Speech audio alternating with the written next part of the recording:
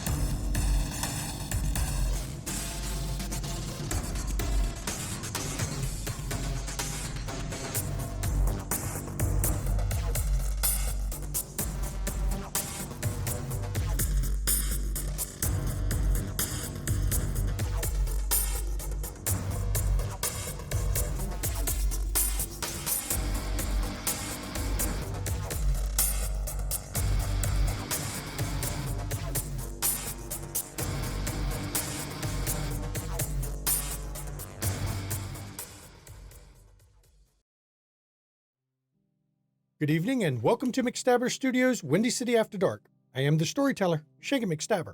And I am Relindair, also known as Mama McStabber in Twitch chat, and I'll be playing Jacqueline Duron of Clan Ventrue.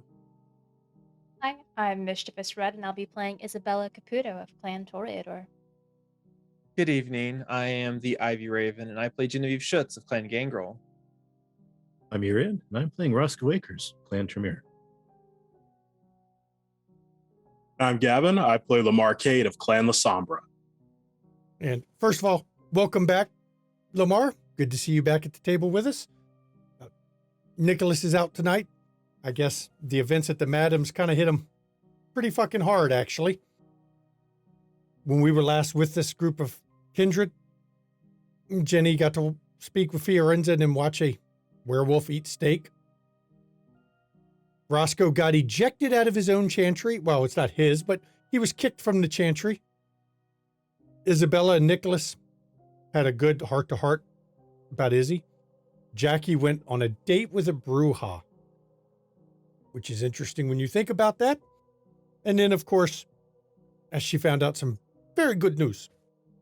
And then finally, the coterie went to go see the infamous Madam. And, well, I'm not going to rehash everything said there because I don't want her coming for telling her secrets. We pick up tonight with this episode. This is about 3 days later from the events of the previous episode. And Jenny, I believe you had something you wanted to message the whole coterie to.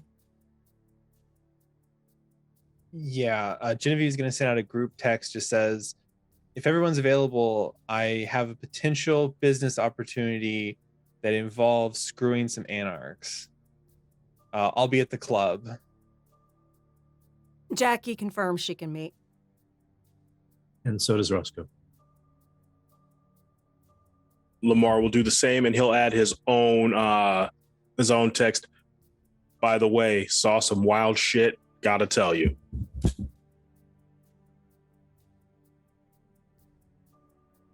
Isabella just sends a thumbs up emoji. Okay. So rather than do the whole waiting for everyone to arrive, We're going to actually just cut to the coterie has gathered in their club in one of the conference rooms, or are you just hanging out in just one of the rooms? No, it'll No. be in one of Yeah, the the conference room. lounges. Okay, one of your lounges. Yeah, that's secure. Okay. And I turned it over to the players as they finally all gathered. Nicholas actually did not text back at all. Genevieve's just gonna put into a text to him, have fun with your corpse or whatever. He read it. You can see he's reading the messages. He just didn't respond. Don't get it stuck. And then she's gonna put her phone away. Everyone, one of my business opportunities. So sorry. So apologies. Hope you're all doing well. If Lamar, if you'd like to go first, you're more than welcome. This is not just my forum. I just thought, You go first. I need to figure out how to put what I saw. So go ahead. Okay. So Bobby Weatherbottom, he screwed himself, and in the process has decided that now he has seen the light, as it were. He wants me to save him. He's been working for an Archon, watching was it Duncan McTavish and Joseph Kerr, who we have made the acquaintance of. He's been watching them and ingrained himself with them in an attempt to get info for the Archon to try and kill Duncan McTavish. But now he's scared that Joseph Kerr might be onto him, and he's fearful for his unlife. So he swallowed his pride and asked me if I could save him. And I said, sure, sounds like fun. So basically, if anybody wants to be involved, the more the merrier. I'm not going to just drive into Anarch territory and, kill this guy or whatever. But I know Mr. Kerr was giving off some vibes that I felt like was not appropriate to continue into unlife, at least from my end of things. So I didn't know if anyone else felt the same. So, I mean, 2 birds, 1 stone. Oh, please. Someone like Joe would, soon as he got wind that something was wrong, he would hightail it out of the city. Yeah, which is why he can't find out anything wrong's going on. Just because Bobby's an idiot doesn't mean we're idiots. I know, but Bobby's an idiot. I know. I knew he was doing some sus shit the first time I laid eyes on him. He's an idiot. I'm happy to help in any way I can. Well, as a matter of fact, Anita is going to have to owe me a favor now because she was supposed to offer Luke for me, and she didn't. So, I may have to talk with her about something to set something up. She'll love that. But you know what? She had us kill one of our own. So just to make sure I'm understanding all this, this Joe guy is the problem, right? Part of the problem. Part of the problem. The real problem is Duncan McTavish shot Archon Tyrus in the face. And what hasn't been destroyed. Yeah. All right, so that's definitely a problem. So, but this guy, he needs to vanish because I guess he's in tight with McTavish. Yeah, I the way I was looking at it, if we need to get McTavish for sure, because that will in a sense save Bobby. Because if he is no longer needed to watch McTavish, then I can work on saving Bobby in a different way. If we also kill Joe or drive him out of Anarch territory and out of the area, that is also a sort of win. Bobby's not going to be here once this is all said and done. I'm already either he's dying or he's leaving the domain, but he's not going to be around once this is all said and done. He just doesn't know that yet. I haven't explained to him that saving him also means he's going to be losing his life here. So, Lamar, what does that mean for his wife? I'm going to cross that bridge when I get to it. That is He an owes me a excellent life boon. question. That is an Yeah, I was excellent gonna question. say. I mean, he owes me a life boon. If I say you have to leave town and I'm taking your wife, he can't do shit. I mean, he But obviously shouldn't have her anymore. yeah, I mean, you know what? I am more than happy to take suggestions on what to do with her. I know I have the boon to sire a child. She is not going to be it. I don't know shit about this woman. Yeah, Okay, I'd like to make some comments on this. go for it. I understand the entire situation with Bobby is incredibly problematic. I even find it exceptionally distasteful. But neither of you are Ventrue. Neither of you have to exist night by night, knowing that if you do not sustain yourself on something very specific, it will taste like ash in your mouth. Well, so while that is true, I wasn't necessarily planning on separating her from him. I'm going to be honest. I'm probably going to send him to Mexico City. And if I do that, she's going to tag along. Problem is that who I'm sending him to may Fiorenza. choose to do something. Yes. And That's not my problem anymore. Exactly. I mean, So I definitely see where you're coming from, Jackie. I guess maybe we should insist that he allows a better quality of life. That I may be Or- able to agree with.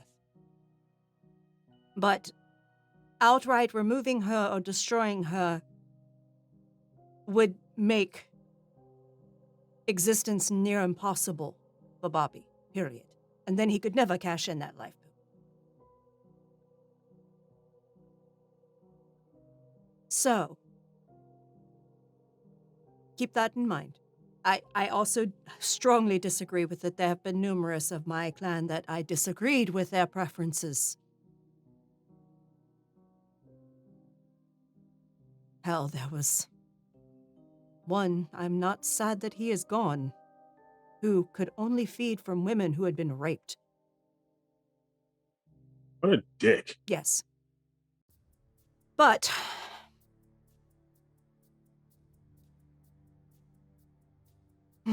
anyway, another comment I have on the Joseph and Duncan situation. Lamar, there was something I informed the rest of the coterie while you were busy with your adopted child that I want to also inform you as well. It's because I trust you just as much as I trust the rest of our associates here. And understand this is a secret that you cannot reveal to anyone, because it puts me in grave danger if you do. Understand. I work for a Justicar.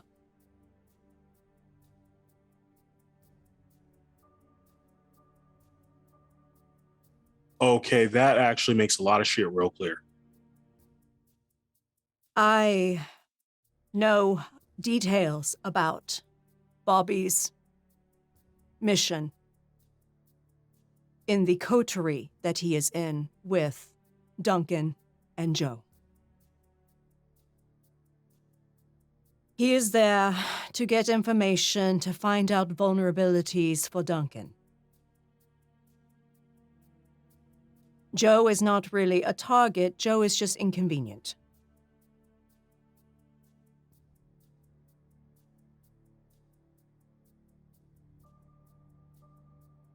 So,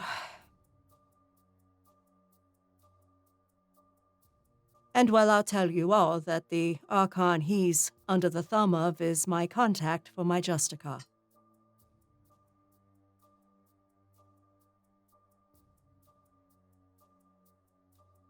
We work for the same one.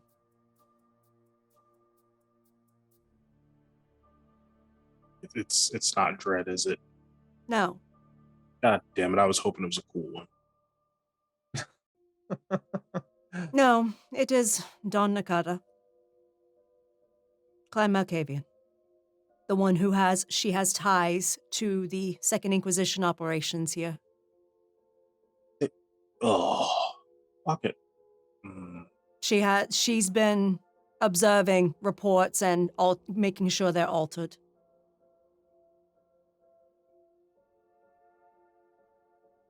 She's doing a wide variety of things in the area, not just the city, but the area. And she has been serving. She's now serving her second Justicar of the clan she serves. As am I. I've been doing this a while. This is why I want to become Prince of Milwaukee or Queen of Milwaukee. It is my retirement plan. Because All right, that's good. This Archon, I can't stand her. And she is likely to become the next Justicar. And I will not work for her. Makes sense. So like I said, we can always iron out a full plan. I was just curious if anybody wanted to get in on it. If not, I understand. I will be in any way you need me to be. Yeah. Same. I don't have a tactical rundown of how we're going to do it yet. I need some like eyes on and stuff, and I need Bobby to give me more information on the weaknesses and things, so that or patterns, stuff like that, because I can't spend every night over in Anarch territory following this guy around. So, yeah. Oh, but Isabella, you know someone who can. Who would you be referring to? Why, Decca's own child. Yes. So she could. I'll be sure to ask her. Honor, yes. See if she's willing to hang out with the Anarchs here instead of Indianapolis. That's all. As much as I don't like her hanging out with the Anarchs, period, I suppose it's better than the ones there. Exactly. And it helps pull her away from Keisha a little bit. Exactly. Maybe while she's here, she can just get us information in general. Oh, yeah. On other things. Because you commented on the fact that she likes to, listen in on things and she tells you secrets. So. I'll reach out to her. Yes. And I'll let you know. Appreciate it. Like I said. That way it isn't us, because everyone will be sus of us. Yeah. Yeah. Like I said, I was gonna have to build the information. Gather the information I can, then build together what I feel like we should do or how we handle it once we have the information. So this isn't going to happen tomorrow night or the week after. Bobby's just going to have to hang for a little bit while we get this put up together, because while they are Anarchs and it's going to happen outside of the protection of, the Chicago domain, it's still risky. So, and I don't want any of you to take the risk if you don't want to or don't feel like you can, which is why I was offering, so yeah. Because obviously, no offense, Roscoe, I'm not going to ask you to go tackle him for me. So, well, as long as he's not a Bruja, it's not a problem. He is exceptionally good at firearms. Mm-hmm. He literally shot Tyrus, who is an experienced Archon and a gangrel himself, without Tyrus even knowing he was there.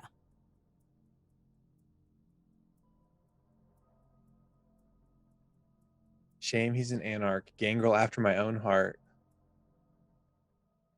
But yeah.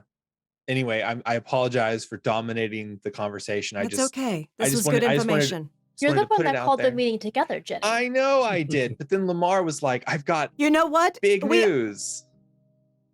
My schedule just opened up because of Luke's dead. Whoa. I need you to repeat that last sentence for me, because I missed something. Wait, what? He was in the Big O when it went kaboom while we were returning from killing Capone. Oh, no. Anyway, I feel like, you know what? No. Someone get me a glass of scotch. I will take I will take puking it up here in a minute. I want to drink to that shit. After the meeting. After the meeting. Yeah, you missed the champagne. I had champagne last We time. had so- champagne by my rooftop pool. Damn, good stuff. Sometimes daddy duty means you miss out on things. We I'm did it giving you a after hard time. conversation with the madam. Oh yes, we did. We talked with the madam. Wait, y'all found her? She found us. Well, found Nicholas. Yes. And yes. Is that why he's not here? No, he left with us, but Okay. yeah. Okay. I'm sure he has much to think on right now. He got a lot of information from her during that visit. And we made some revelations about his sister Yes. beforehand. Oh, did you? Yes. So, the picture Yes. that Raiden saw with Amelia Mar was in fact Nicholas's sister, Izzy, not me. Been confirmed. Oh. She remembered. She was the protege. Apparently, shortly after her recollection of that woman, she got mysteriously ill and died shortly after. Fuck. Oh my. Fun facts to consider as well. Apparently, she's coming soon. Amelia DiCarlo? Yes. Was one of the madams, if the madam is to be believed, anyway, Yes. answer to my question. And Jenny's Amelia's going to coming be from responsible for taking down Pintex.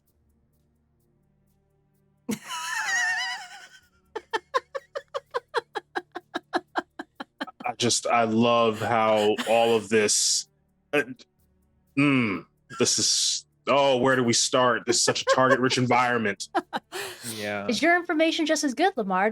Was it worth daddy duty? Actually,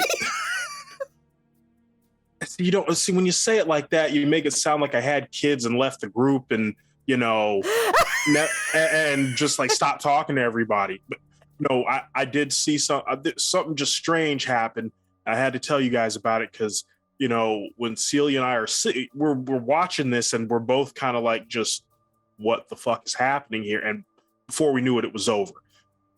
Basically, we're out on the west side and I'm kind of teaching her how not to shadow up the place and make people all nervous and stuff.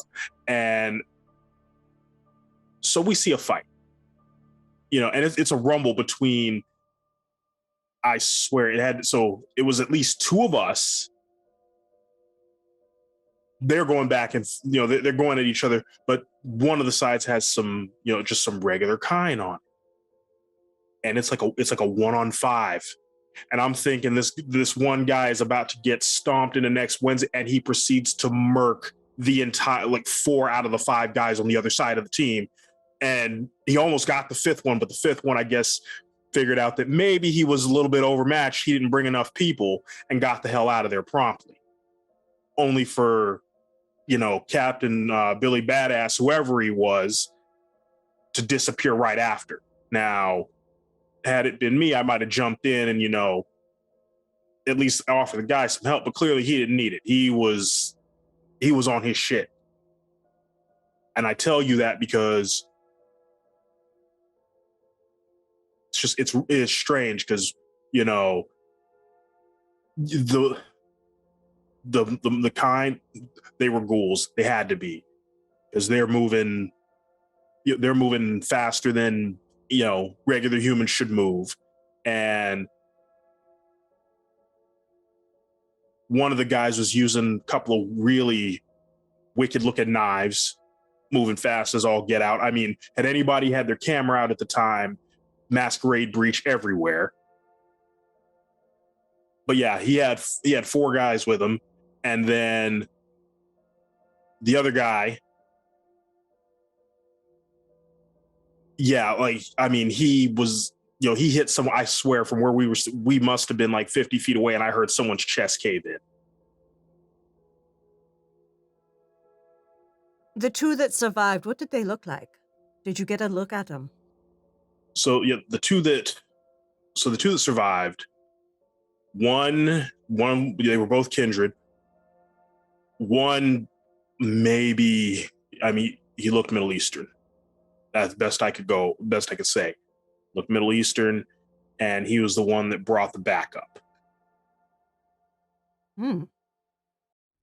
Now, the other guy, I don't know if I couldn't tell if he was Nosferatu but it's like he had this mask on, because it didn't seem like he had a mask on, and it was probably the ugliest thing I've ever seen in my life. So I don't think he was, I just don't feel like he was Nosferatu, but yeah, he hit one of them and practically pasted them in one shot. Storyteller, the way he's describing the mask, is that what Jackie's looking for? You were told to look out for any masked kindred. No, it was a specific type of mask. A hideous, grotesque mask. Okay. Yeah, like, okay. It was like you know what? Think of, like, those gargoyles you see on the churches. It looks something like that. Like, I'm familiar. I'm from Paris.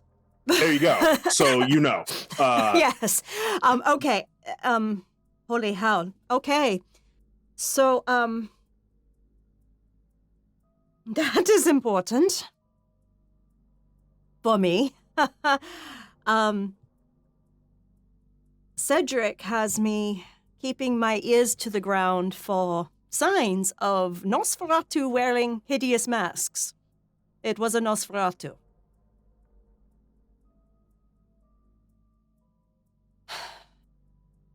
I need to report that to Primogen Calhoun. Where did you see this happen? You said on the west side? The west side, yeah. I found a little out of the way place that I know people don't often go to. And send me the details on location where you were. All right, I can do that. And that way I can make sure I give it to Primogen Calhoun. That other one might be tied to Primogen Alkendi. Yeah, might be someone I've been looking for. So, all right, you know what? You're going to pursue your part from your end. Mm-hmm. I'm going to look into the other half on mine. I just know that the hideous mask guy, that's what we're going to call him, hideous mask guy. Until I get an official name of it. Yeah, as soon as he murked the other the 3 or 4 guys with our Middle Eastern friend, he slipped off into the sewer. So I know I would not want to be anyone down there right now with that guy running around. Okay. Jackie, yes. Do you know why you were asked to keep an eye out for these masked men? Do you know why they're here? When I returned from Europe, right after the storm had passed and everything, I went to see Wineka first to thank him for the warning that he had given us to make sure we secured things. There was another Nosferatu there that I'd never seen before as I was leaving.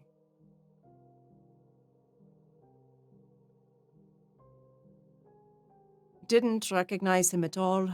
He didn't say anything to me. But I did see a mask in his hand that resembles much like what Lamar has just described. And a little time later, when I met with Cedric,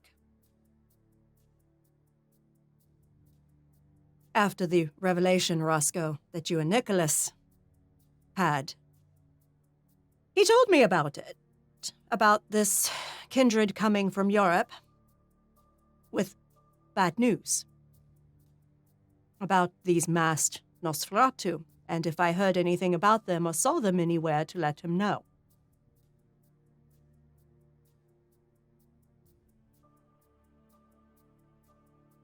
I believe it is clan business for Clan Nosferatu, but Cedric and I are becoming good friends. He may trust me with a little more info. Well, be careful, because this sounds like it could spiral real fast, and I don't want you caught out between. I don't want you caught in Nosferatu business. I that. will keep my distance as best I can. I will keep my distance as best I can. But, you know, I can get information that Nosferatu can't. And they can get information that I can't. That's why it is always good to be friendly with the information brokers of the city. But, yes, holy hell. Speaking of information, I did think of one other thing we forgot to mention to you, Lamar. Decker has been getting an influx of money recently. That's why he was so bold at Elysia. I've got some news about that too. Whenever you finish, Please. I did have a chance to talk to Ambrose about it, and he is normally has to expend no effort finding these sorts of things, but he's been having a tremendous amount of difficulty locating the source of these funds. Now, he did say that one thing that he did find that just doesn't make any sense to him is that one of the companies that the money had been routed to, they just recently transferred ownership of a whole warehouse over to Amelia Locke. Now, he didn't have any more information about that. It just really struck him as odd that happened. He's continuing to look for the source, but it might take a while. Whoever's obscuring the trail of the money is really good. And this money's going to Decker. Yeah, a lot of it. I wonder if Amelia knows someone is using her. I may have to ask her. Think she's in on it? That's why I should ask her. Because if she is, I'll be able to suss that out.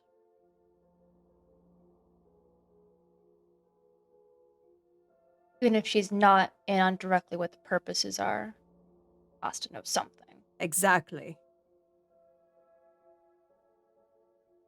Who's going to benefit helping Decker though? Like, Decker's all the way the fuck over there. Why bother?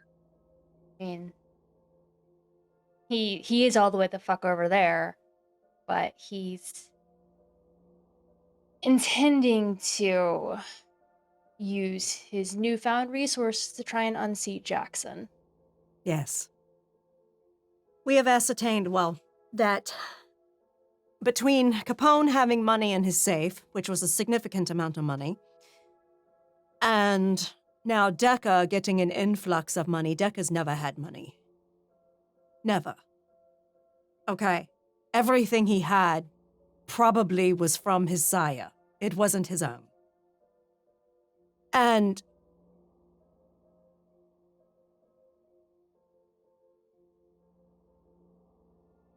also, Aluk had gotten a large sum of money. I found that out from Anita.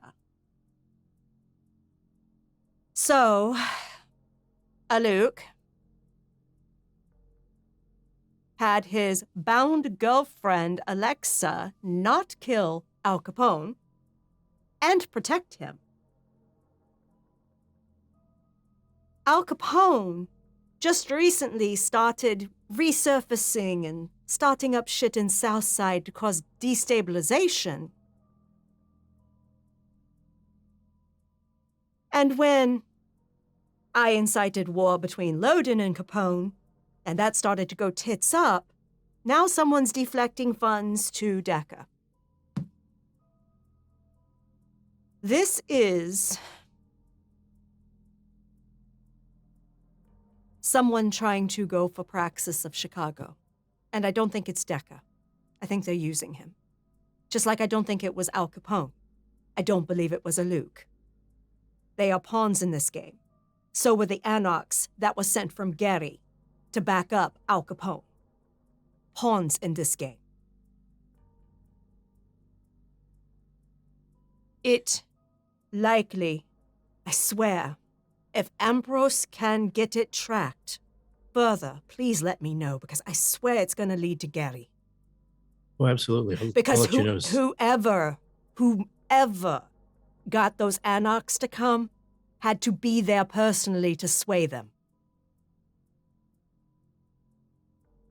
I mean, who benefits? Who benefits? Who benefits? There has been a history of princes not being destroyed when they are unseated in this city. Loden started that because he was a coward. He did not unseat the prince that he took Praxis from. He did not execute them. Jackson did not execute Peterson.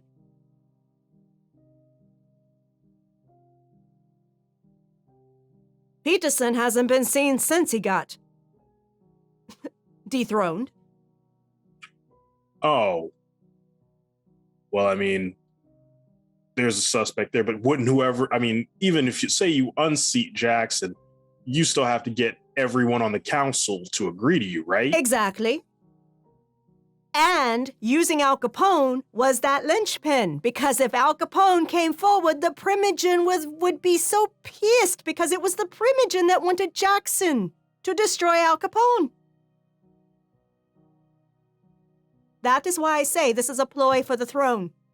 And in one night, 2 of 3 pawns were eliminated. 3 pawns that we know about. There are probably others. There are others, I'm sure, but 2 of 3 were eliminated. So someone just got set back.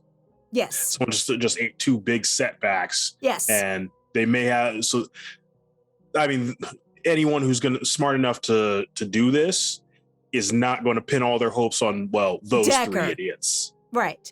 Exactly. I'm sure there's others, and now I'm thinking, what if it is Amelia as well? She is the child of Peterson. So whoever is trying to pull this off either thinks they can get the Primogen to sign off on them, even with the changes, or they don't think they're going to need the Primogen. Right. Because they might get someone close enough to the prince to just be able to off him. And maybe those who support him close enough, because, you know, promotions are a great way to make friends. Yes. So yes, I need to speak with Amelia. I would like to be there for that discussion, Jackie. Absolutely. We can Whoever's helping. We can have a Decker. girls' night.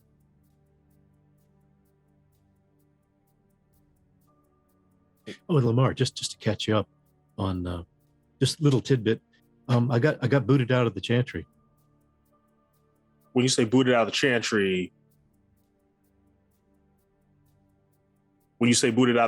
you mean like can't go there anymore, or just can't go there tonight? Until further notice. Roscoe, shake my hand. And Lamar actually shakes Roscoe's hand. I now have 96% less guilt about killing anyone that lives in there. You shouldn't have any guilt at all. Well, since you said that, I now no longer have any guilt. Yeah, I had a meeting with Abraham and his new buddy Victor. Oh, Lord Victor. Lord Victor. Yeah, exactly. I'm sorry.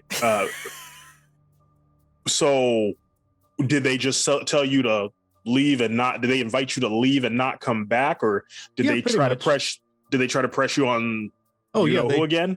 Oh, absolutely they did. But I said to cut it short, to give you the TLDR, I said I wasn't comfortable with the way things are going and not going to support them. That is an insane amount of courage. Yeah, that they let you leave is pretty big. Yeah, I mean, it probably helped that I wore the brown pants that night, or red pants in our case. But it seemed odd that they just said you're banished and don't come back ever. Well, or at least until we decide otherwise, which will be never, because fuck them. I will say that, generally speaking, we are favored by Prince Jackson. So that's probably what slightly protected you. Well, I'm thankful for that. But Victor now has just taking a step back to what we were just talking about. Victor now has pretty adamant reason to not want to support Prince Jackson. I mean, I don't think he ever did. Him. I mean, just more reason now. So we should just continue to keep an eye on him. Of course. That's all I'm just saying. Oh, yes, I do expect him to come by at some point to investigate our wards, but I gave him enough places to keep him busy for quite a long time. It'd be a real shame if him and his I don't know what they do. Do they just follow him around and make sure he's been jerked off nightly or something? His buddies. It would be a real shame if they were to like go into the Undercity looking for the runes and like never come back. But it'd be a real shame if they go out to the airport and get lunged at by a whole like swarm of werewolves. I mean, now that there are the masked men in the Undercities. I'm not seeing a shame. Jenny, you have a connection out near the airport. I was going to say I might have to like talk to some people that I know that have problems with hair and just be like, hey, by the way, it'd be a real shame if you made this guy's neck actually not connect to his head anymore. If you can find it. Yeah, if you can find it. Disconnect it for me. Wrap his legs around the base of his skull and just pop his head off like you do with those little weeds.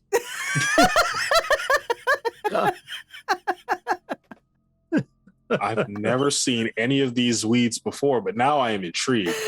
I will have to show you. It's actually about the time of year they'll be sprouting up. So we'll go to a park one night and I'll show you the weeds.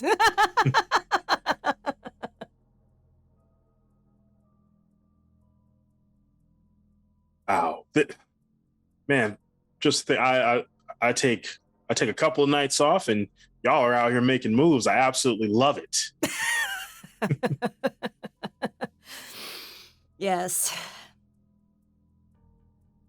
So, I have a new associate. That's how I found out about Luke. Harry North, a Bruja. He runs exclusive, upscale strip clubs in the city. Like, you must have an expensive membership to get in, that kind of thing. He's also one that, like myself, is very protective of the people that work for him and do not allow them to be abused. We had worked out a deal where some of his girls get trained by some of my burlesque performers to enhance their ability to perform the tease, as it were, in their shows, and I get a cut of his profits. And we ended up going to a Luke's gallery, and he wasn't there, and I asked his manager there how long it had been since she had last seen him. And she said about a week, maybe a little longer, and she gave me an answering service number to try to contact him. And then when I came back to Harry, he made a call to Damien. He's been gone for some time. He returned, actually, after a few years handling some personal business elsewhere. He returned the night of my charity event. He was there. I did not notice him, but he was there. He told me that evening at Luke's gallery that he used to work for Damien prior to his departure, but now he does not.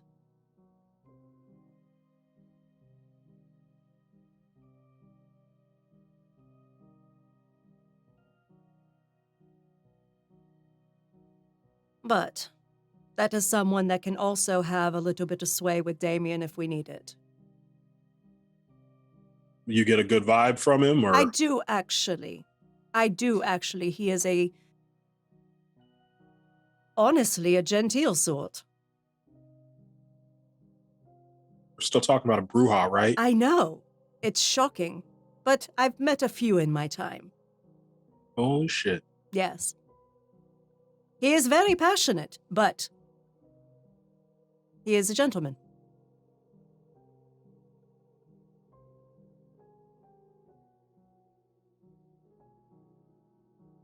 All right. I mean, I'm good. You know what? You manage the Bruja.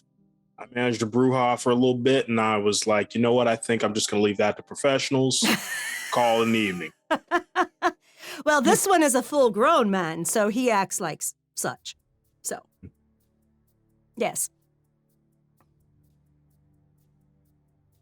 Is this a bad time for me to say I need to visit his strip clubs now? I mean, for quality I do control have purposes. a VIP ticket for one night. You want to come? Oh, you know what? I wanted to see the fruits of our agreement. Quality control, absolutely. Exactly. Quality Yeah. control. Someone needs to get in there and really, really make sure that everything is going well. Inspect Exactly. deeply. I keep an eye on my investments. But yes, and honestly, I also negotiated a deal with him that night that when his girls are ready to retire from the strip club scene, because honestly, the duration of that career is shorter than burlesque, send them my way. If they've already been trained, they can perform burlesque. It extends their career. Everybody is out on this retirement plan kick. I think I need to go ahead and start looking into this. But yes, so, well, is there anything else? And Isabella, I wanted to compliment you on your hair. It looks amazing. Thank you. Did Jenny you do mentioned the possibility that we may go clubbing, so I wanted something different. It looks stunning. It's quite the change. Mm-hmm. Still getting used to it myself. Good thing it's temporary though. Don't let Samantha see you. Oh no. Is that still? Are we still exploring that? She's still in the picture. Did she cut you out of it though? No, not yet. Might want to watch that. You know, I actually saw Fatal Attraction. You might want to watch that. Yeah, I know this could come to a bad end, so. Come to a bad. Roscoe, when you meet the crazy ones, you woo them, you take them out on the town, and then you leave them in a different part of town when you leave. Don't bring them home. Don't. Yeah, as long as you never take them home, you're in good shape. But how else are you supposed to Netflix and chill? Oh my god. You get a hotel. You legit. Okay, Roscoe, you're going to need a new haven. Also, I don't know so much about Netflix, but like for you two, it sounded like it was like Get Freaky and Tentacles or something. I don't know. Yeah, I don't think those the movies Emilio gave you are Netflix friendly. I would bet not. I'm just gonna leave that where it is. I don't want to know. Don't worry. I mean, from what Roscoe said, it sounds like Samantha might like some of your tricks, Lamar. So yeah.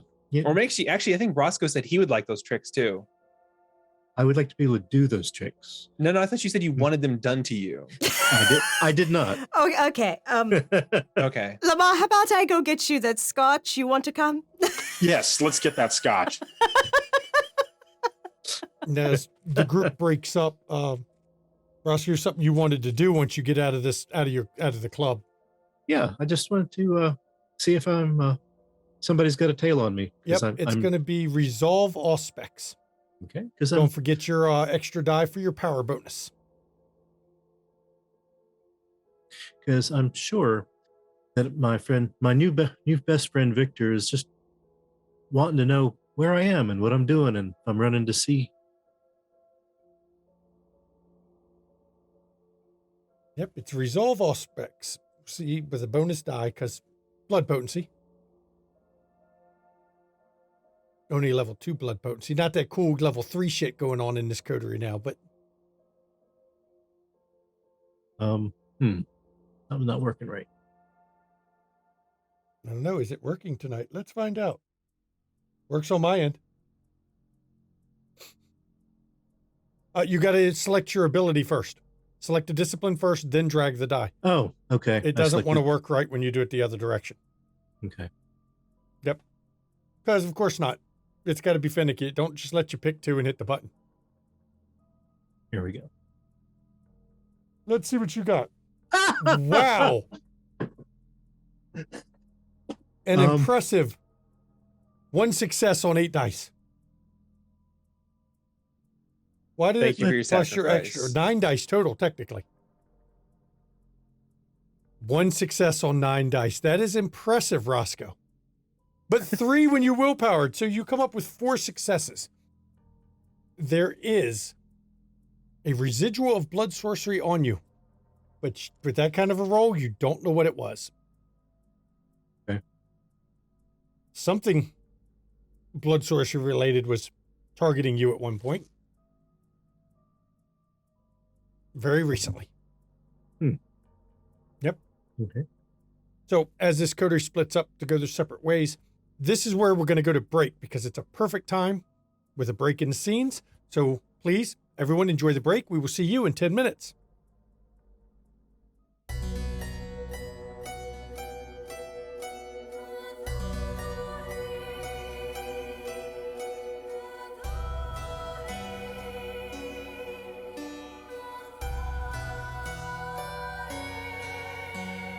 Allow me to introduce myself, though I fear you've heard my name, that you've heard the story of Countess Bathory.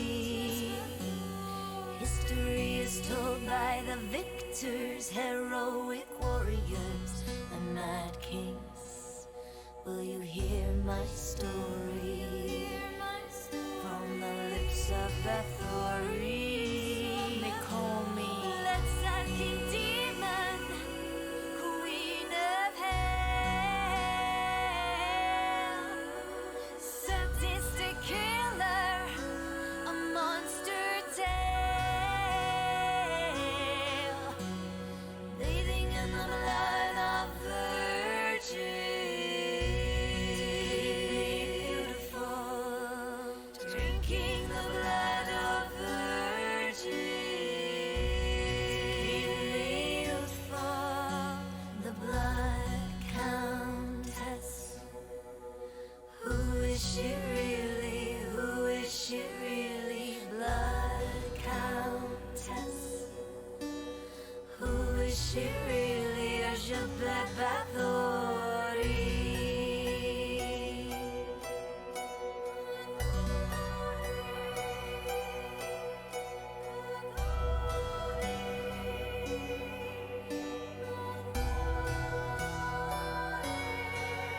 I was very wealthy and powerful, a widow with political rivals keen to destroy me and take my property. My plea was never offered, all my confessors were all tortured, or how they destroyed me. my property. They put me up, shut me up, shut me up, put me up, put me up, shut me up, and told a story of a bitch called Bathory. Let's sucking demon, queen of hell, sadistic killer, a monster tale, bathing in the blood of virgins, keep me beautiful, drinking the blood of virgins, keep me youthful, the blood countess. Who is she really? Who is she really? Blood countess.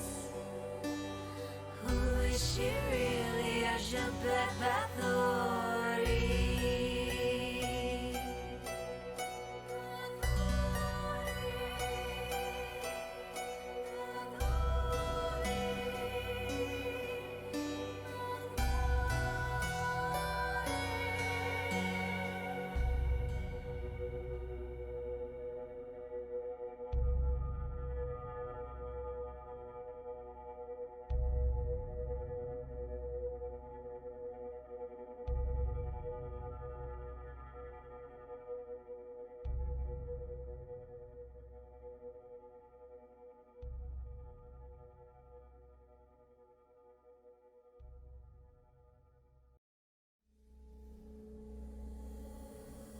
Splinters of my soul cut through your skin and burrow within, and burrow within.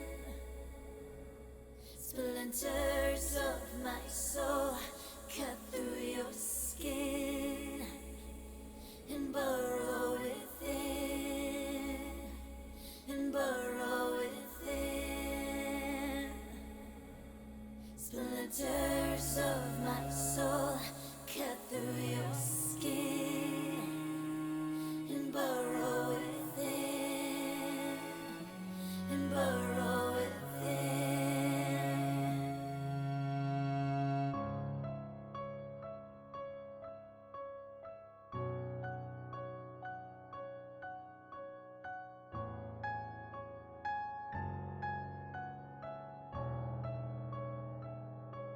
I've always been the hunter, nothing on my tail. But there was something in you I knew could make that change. To capture a predator, you can't remain a prey.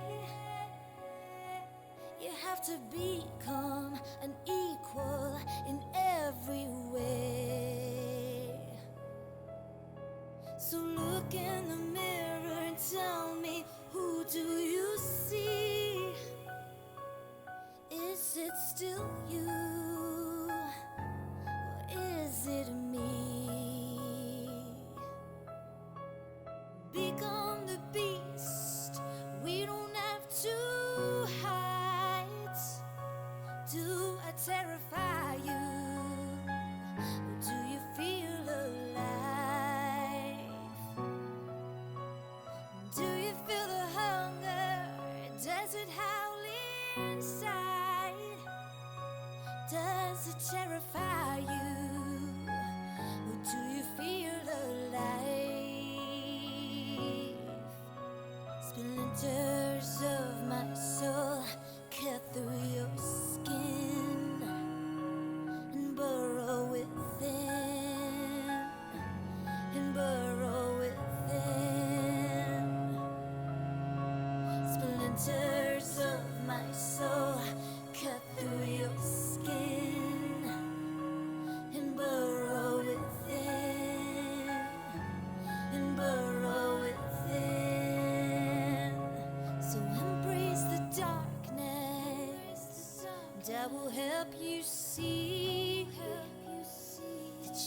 can be limitless and fearless if you follow me.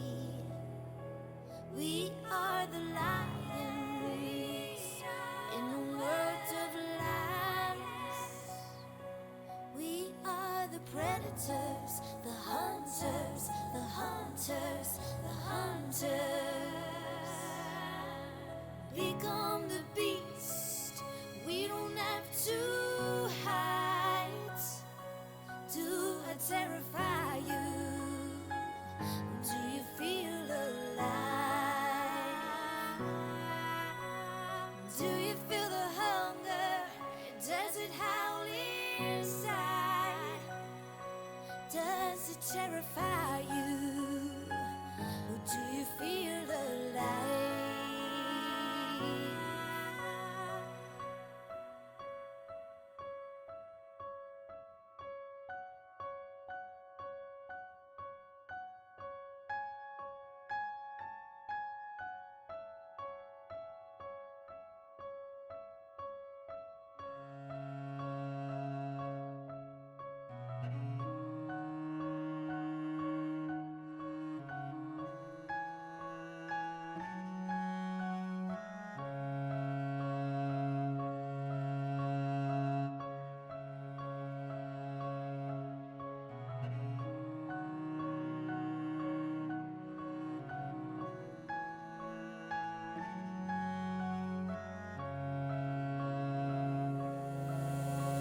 Splinters of my soul cut through your skin and burrow within, and burrow within.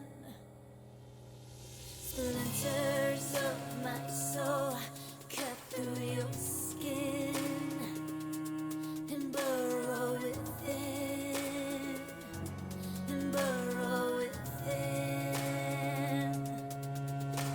Splinters of my soul cut through your skin and burrow within, and burrow within. Splinters of my soul cut through your skin to burrow within. Do you burrow within? Do you feel the hunger?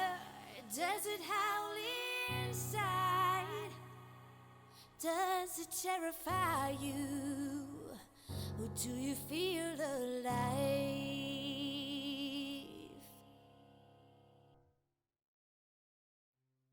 Welcome back. Before the break, well, we had a fan favorite coterie gathering. But the coterie said what they had to say, and now they've gone their separate ways. And Jenny and Isabella, I believe there was somewhere you were planning to go tonight because you were going clubbing. Jenny, you have a club in mind or just anywhere? Yeah. Back right before the storm, I had an invite from Erzule to visit her club, House of Lilith, and so Jenny's been it keeps getting pushed off, and so now Jenny's free, Isabella's free. It's a good time to just go catch a drag show. And do you tell Isabella at all the nature of where you're taking her, or just Yeah, leave I it? told her it was it's a drag venue. It's So Jenny knows about it. it's no longer Boys Town. Remember, we still call it Girls Town now because of the ladies' night out that way. That's right. It's Girls Town now, buddies. So Yeah. Isabella and Jenny head out to Girls Town. Now, Evan's driving. And Evan's like, I like when we go out here. Do I get to come in with Yeah. you two? Lady know on each what? arm. Make me look good. Speaking of that, I have a message for you from your boss. Way to spoil the mood there. Thanks, Jenny. No. It's good news. It's good news. It's perfect news for you, Evan. Okay. She said you can have a vacation when you earn your embrace. So good fucking luck. You know, she's been saying that shit since the 80s. Yeah, and it never gets old. And I'm you still haven't sorry. earned it yet? That sounds like that's on you. You know, Oof. matter of fact, I'm not coming in with you two. You two go the fuck Aw. ahead. I will stay and sit in the car because I don't need this kind of abuse. Because, you know, I'm sensitive and it hurts my delicate feelings. Evan, if I hadn't known you since the 80s, I'd believe that to be true. No, Okay, no. I'm going to sit in the car and watch Ogle the women going by. You know me well enough. Evan. Yeah. Evan. Don't be sad. Yeah. We're saying it because we love you. If I get a quickie in the back seat, are you going to get mad, Jenny? No. Do what you need to do. Take care of you. We'll make a mess. Yeah, if we come back and there's a fucking mess though, you're cleaning it up. And not in the way you want to clean it up. Well, who do you think washes the car and cleans up the car anyway? That's not what I'm talking about. Evan. Look, Yeah, I'm but going that's to not when we're gonna deliberately. be in it like the I'm same gonna- time, like same night. I'm going to deliberately just think you're telling me to clean the car, okay? You know what? We'll take long enough that you can do your thing and then you can find a car wash and hopefully they have you can damn it. No, don't worry, Jenny. I've been doing this kind of crap since the 80s. I got a towel in the Yeah. trunk. Oh my god. You're not supposed to use a towel. You're supposed to use a fucking tarp. It's waterproof. I'm too sober for this. Jenny, let's go inside. I don't want to deal with this. And as you pull up, the sign out front in big glaring neon, it says the House of Lilith. I mean, as advertised. And there's posters in the front windows. You can't see inside at all. The windows are just pitch black. But there's posters on the windows and drag shows, and a lot of it's for different drag shows. Some of the performers that are put up in there. There's one that seems to be extremely put up in there. Is it Mama Walde? Is what it says on it. And then it puts under it in quotation, Sweetie Pepper. It seems to be a big headliner for this place. Okay. Well, we'll figure out who's doing shows tonight when we get inside. So, do I need to like buy you like 3 bottles or something if you're too sober for this, or? You're just too sober to deal with him. Oh. Talking about cleaning the car. Oh. No. Oh, okay. I'm just checking. Sorry, Evan and I we're weird together. I mean, that's fine to be weird. Just apologies. Most people don't see that. He drives me around. I give him shit. I mean, yeah, As a lot sometimes it seems. as you get to the door, there's a doorman there and he looks you over. Ladies are free. Go on inside. Oh yeah. And when you come See? in, it's kind of dark. Mhm. And there is a woman on stage. She's definitely in drag, but she's up there telling jokes and seems to be doing a drag comedy routine tonight. They're not doing fashion yet. And as you come in and walk around, the place is rather busy. It's not as packaged as, say, your club, but it's a different kind of clientele. You don't pack them in that thick. And when you get inside, what do you do? Are you looking for a seat? Or are you just wandering around? Do you want to get a booth somewhere? Do you want to sit near the stage? Like, I don't know what kind of, how you partake of your drag shows. So, First she wants to see if there's anyone there that she like really knows. Looking around? No. This is none of the people you see here come to your place. Trying to figure out.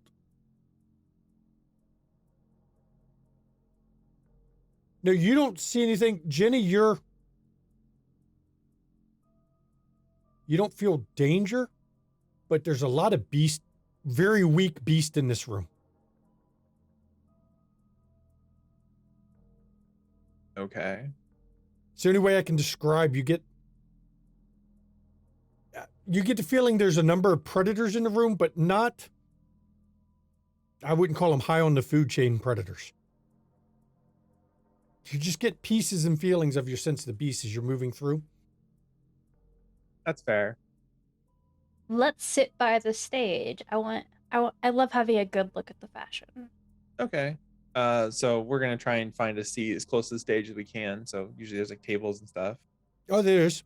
And you get up at the stage, and as you're getting close to the stage and find you a place to sit at the tables, the woman on stage performing, the queen on stage, I don't know how else to describe it, she steps off and you hear somebody come over, DJ or whatever.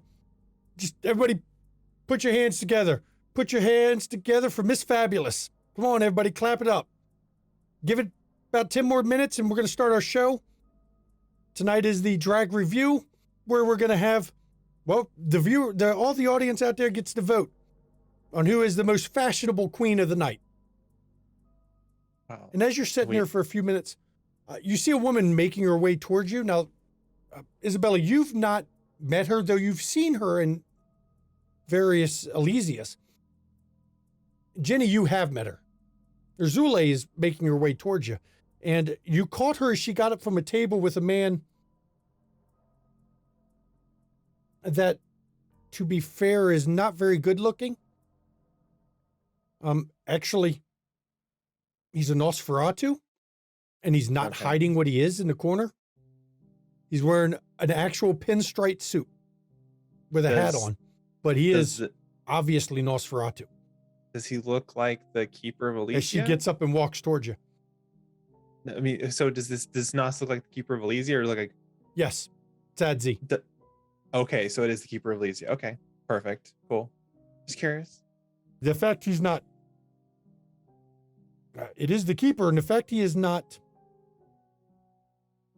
disguising himself seems odd to you. Yeah, well, Genevieve has learned different strokes for different folks, so. And as this woman walks up, Genevieve, I'm glad you finally made it to my humble place. Genevieve will actually stand to greet her back. Good evening, Urzule. I apologize for taking me so long. I know it's been a while since the invitation was offered, but it's been busy, so. Oh, I totally understand. It's such a hectic life. It's that time of year. So many parties to organize, so many things going on. It's a busy time in the city. And who is your guest? Hi, I'm Isabella Caputo. Ah, I've heard of you, and recently from Milwaukee, aren't you? I am. Well, welcome to the House of Lilith. Beautiful place. I am the one they call Mother Above All here. It's an informal title, but a formal title that is awarded by people who are in the scene to the one who watches over us all. This is my little place here. It's a haven for those who like the alternative lifestyle and enjoy to see, well, fabulous women. Well, we had to sit close to the stage because Isabella said she likes to see the fashion, so we wanted to make sure we could see it. Oh, you come just in time. It's not going to be too long until we do the fashion show. It's kind of a big thing for us. Mind if I have a seat with you? Sure. Feel free. And she actually sits down. I'm glad you did make it.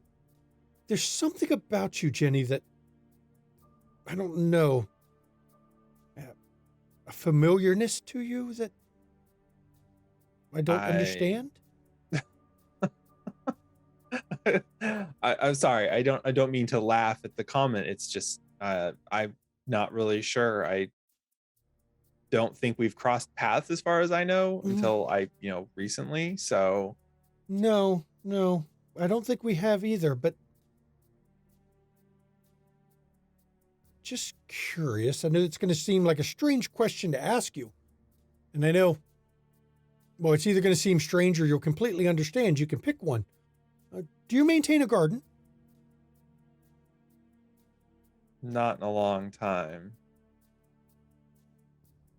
Interesting. That deserts are not very kind to the gardens, so it's difficult, possibly. well, you say that, but I knew of a rooftop garden there that was quite amazing. It's been a number of years. But I don't know. no need to go into the past and all. It's just. So, Isabella, what do you do? I actually own a place in myself. It's a little small place that specializes in some of my own drinks. Bit of ways. You can drink? Yes. Now that, I grew up with it, and I've spent so much of my life with it. Be very terrible if I couldn't still. normally our kind don't get to do that. Aside Very from fortunate. with my some of my gifts. patrons here that they're not burdened by the same problem as we are. They get to drink all they wish. So, Yeah. I know I'd invited you here, but I'm just kind of curious. Why'd you choose tonight of all times? The as it were as it were the stars aligned, which is really just a fancy way of saying schedules kind of opened up at the same time. So Okay. I mean, Well, I'm glad to hear Something that. special about tonight. Oh, there is something special. There's an after party downstairs, but if you're not here for it, I don't think it would suit you. I'm pretty sure you definitely, Isabella, would not enjoy what we're going to have tonight.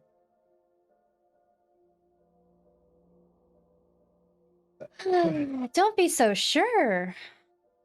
Mother above all else. Yeah. Mother above all. Oh, excuse me. I know it's an odd title, but it's an I important one. love it. I enjoy it. It's an important one. Now, I'm so many things in this world are just, I don't know, it seems people have lost the idea that earning what you get, and that in order to really get a great reward, sometimes you have to, well, go through hell to get it. Take myself, for instance. I'm persecuted, pursued, chased, embraced, and found out it wasn't much better. But now look at me.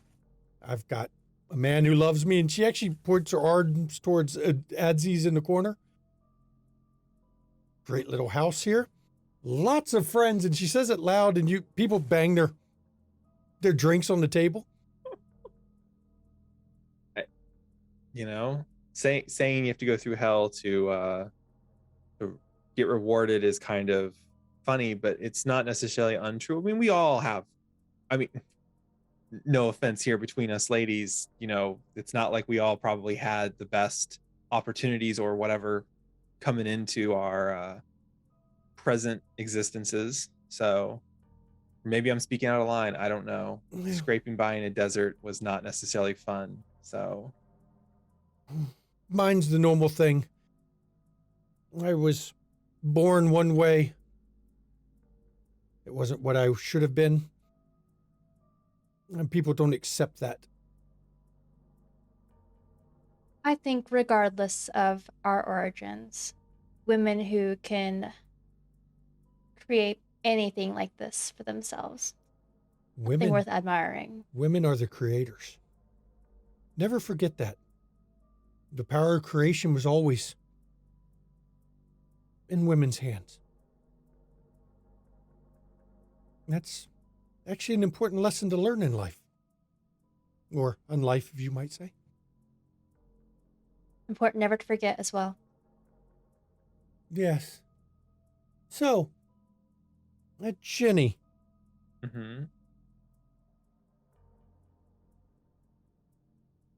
the garden, I sense it in you. I still feel it. It clings around you. I can see the vines of it. I do question it, though. You must tell me about what you saw. You know what? I would be happy to, but probably not tonight if that's okay. But that's I don't want to put you out or off, as it were. So It's just I really think I should know before I meet too much with you, you see. How about this? How about I tell you what I see? And perhaps you might be able to explain it. if that works for you, we can go with that. I mean, no offense, can we like get a drink for my friend? Oh, of course.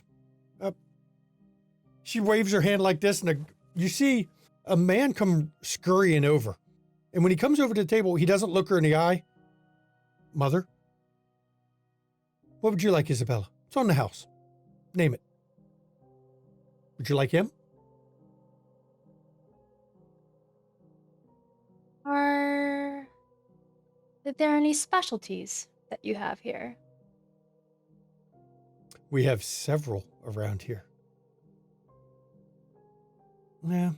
Since it's on the house, why don't I try the best? And she gets the grin she get just shifted from this personable person to pure predator. It's a shift that is actually a slightly unnerving to you. Like a mask slipped slightly and you just saw the real predator inside of this facade. Yes, I've got a special treat for you. And bring her my special. Yes, Mother. And he turns and darts off. He'll be back shortly. And then the mask is back. Well, what I see the vines grow around your feet, Jenny. They climb up. But while the bottoms are green and quite healthy, they turn brown into decay as they climb till they are dead. It seems a fertile crop was left to wither on that vine. Yes and no. You're correct in some sense, but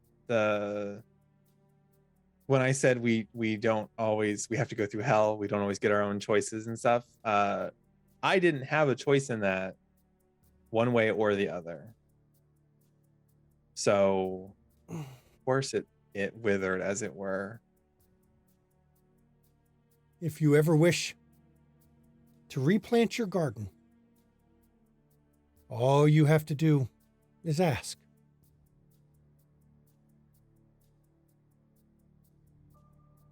But that's not tonight. You can do this another night. Just think on it. I will.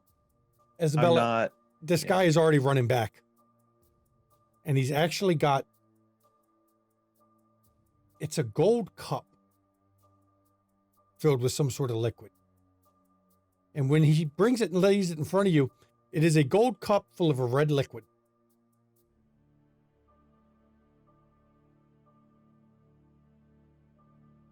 There you go. My special.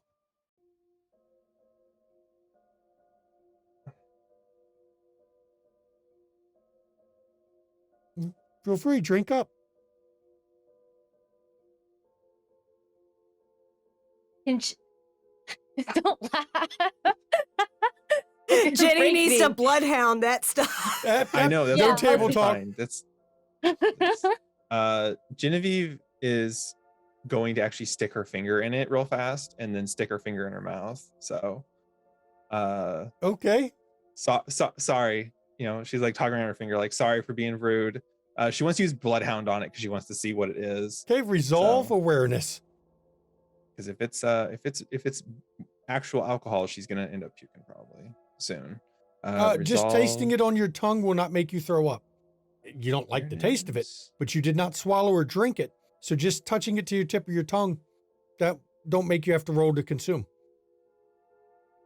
Knowing what Ginny's doing, because I'm sure she can guess, she's gonna playfully be playfully mad. Like, Jenny, how dare you? 5 successes. It is a drink for sure. It is alcohol for sure. There's no blood in it, but at the same time, there's something blood-like about it without blood in it. Isabella's gonna drink it. That's really interesting. You'll probably really like it. So And you drink it. We'll come back to that one in a second. Yep.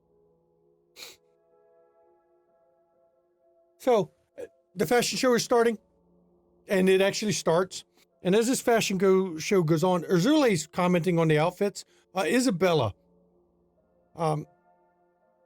within about 5 minutes, the room swims slightly. But in a way, I'm not saying a bad way, it's just swimming a bit.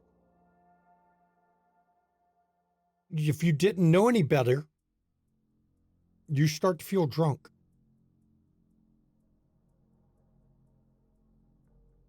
And as the show goes on, you start to see a little more colors.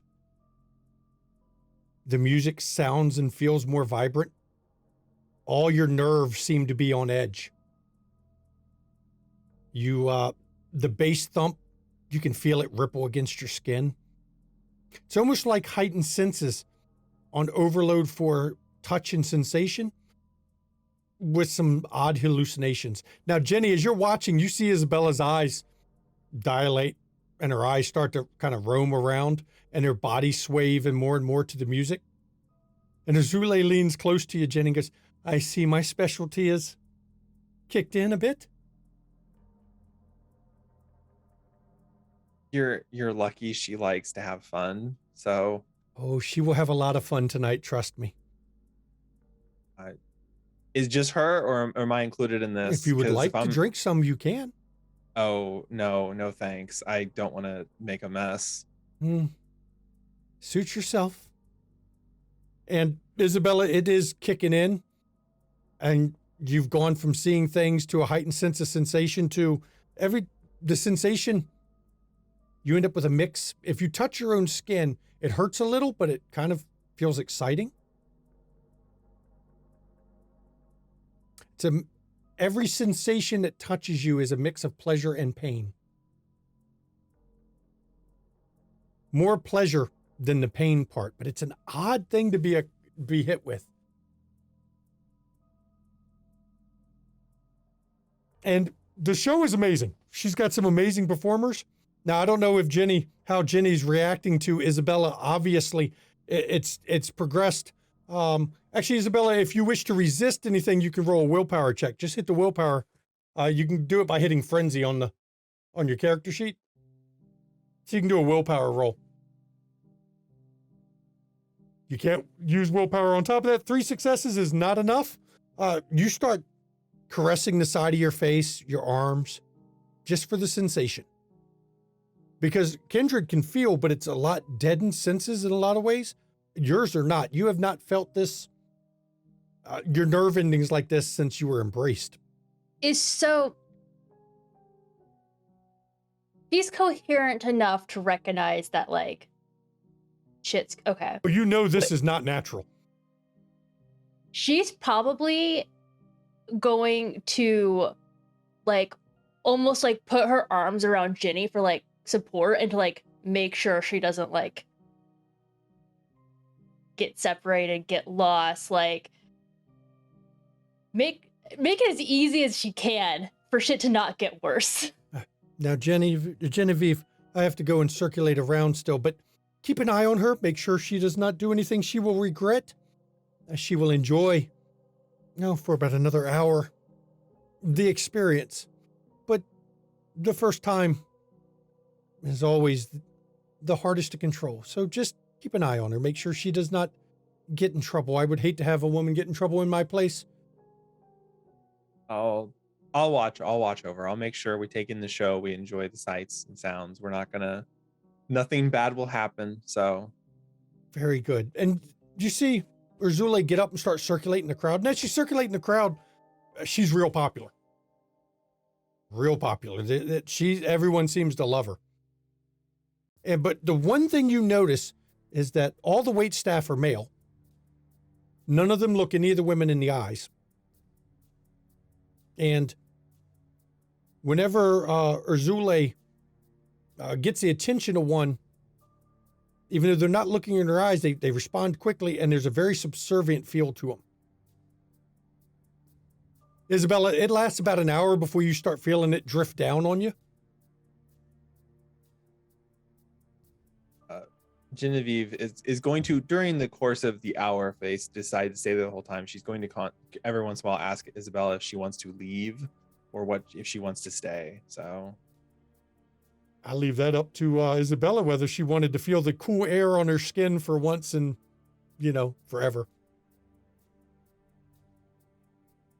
We need to stay, Jenny. Okay. Are We're you in trying a game now. a game? We need to stay. Oh, are you trying to get into like the after party? Is that No, okay? but I feel like I can't show weakness at this moment. Yeah, I get what you're saying. So I'll write it out. So you set through quite a bit longer of this place. And Azuli never makes it back to you, Jenny, though you can tell you catch her looking at you with a unfocused look on her eyes. And she checks you a bunch of times. Isabella, you don't notice her really staring at Isabella right now. And it takes about a full 2 hours before you really come down, Isabella. And when it comes down, it finally wears off. You're back to, deadened sensations, those kind of things. And you remember everything that it felt like and everything that you went through, but there's no hangover, no lingering effect. It's just you're back to feeling like a normal kindred.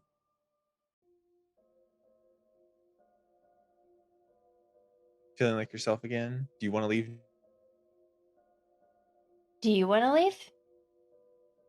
This was your invite. Yeah, I know, but you're my guest and I don't want you to feel like you have to stay just to stay. So It's been long enough that we can go if you want to go. But I don't feel obligated to stay. I understand. Yeah, we should probably head out.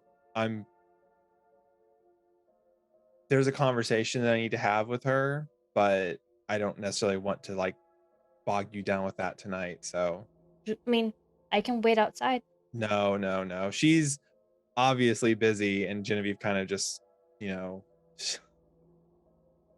if she had time, she burned it all talking to us and giving you whatever she gave you. So Did Isabella notice how much Arzile was staring at Jenny basically? Oh yeah, you noticed.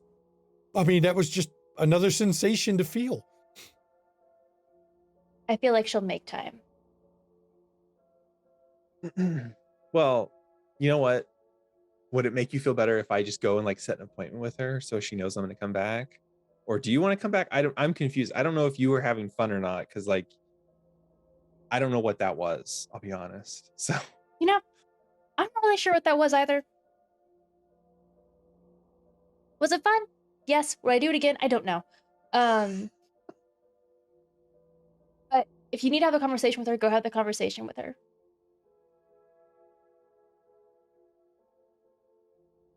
why don't we both go thank her for the nice night, and then I'll let her know I'll talk to her again. So that way, because I'm, like I said, I don't know what the party is, and tonight I don't know if I'm in the mood to find out. So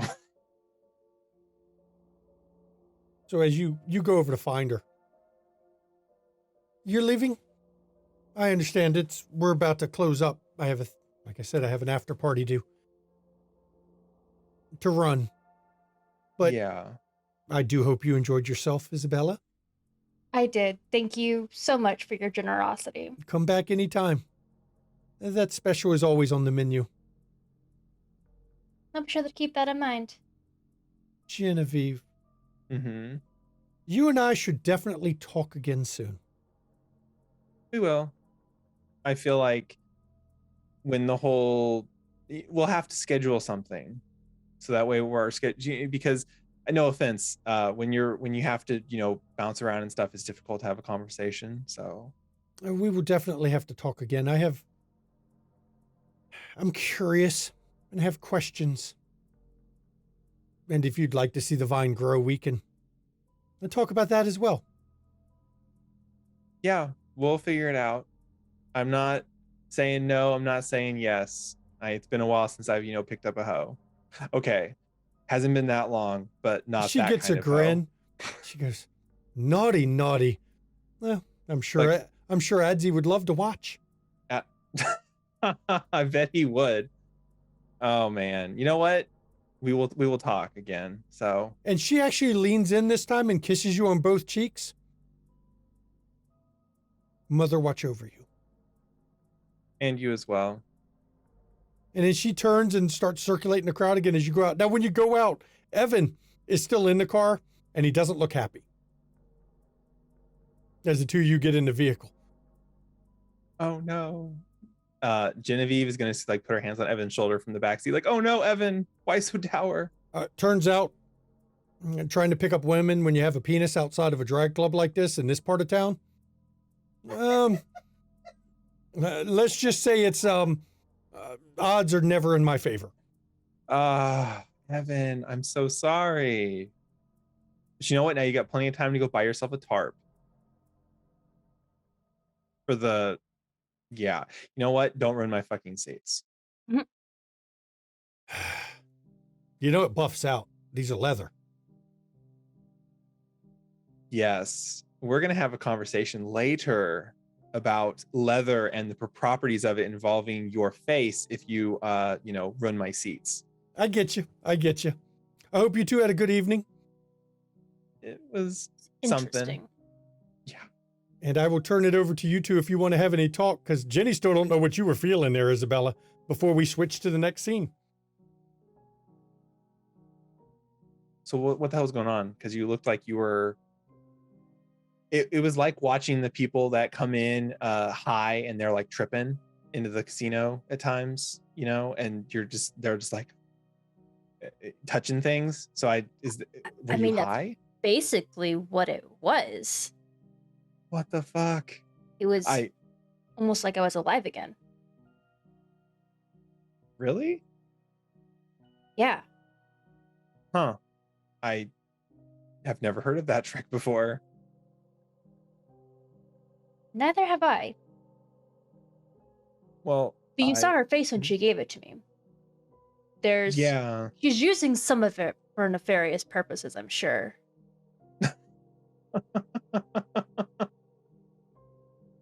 I mean, do I come off as nefarious when people see me like get ready to like pounce someone's ass? Because if so, I apologies. I mean, when you have a devilish grin like that, where you're looking at someone like they're a fucking mouse and you're the cat. Yeah. I don't know. I don't know.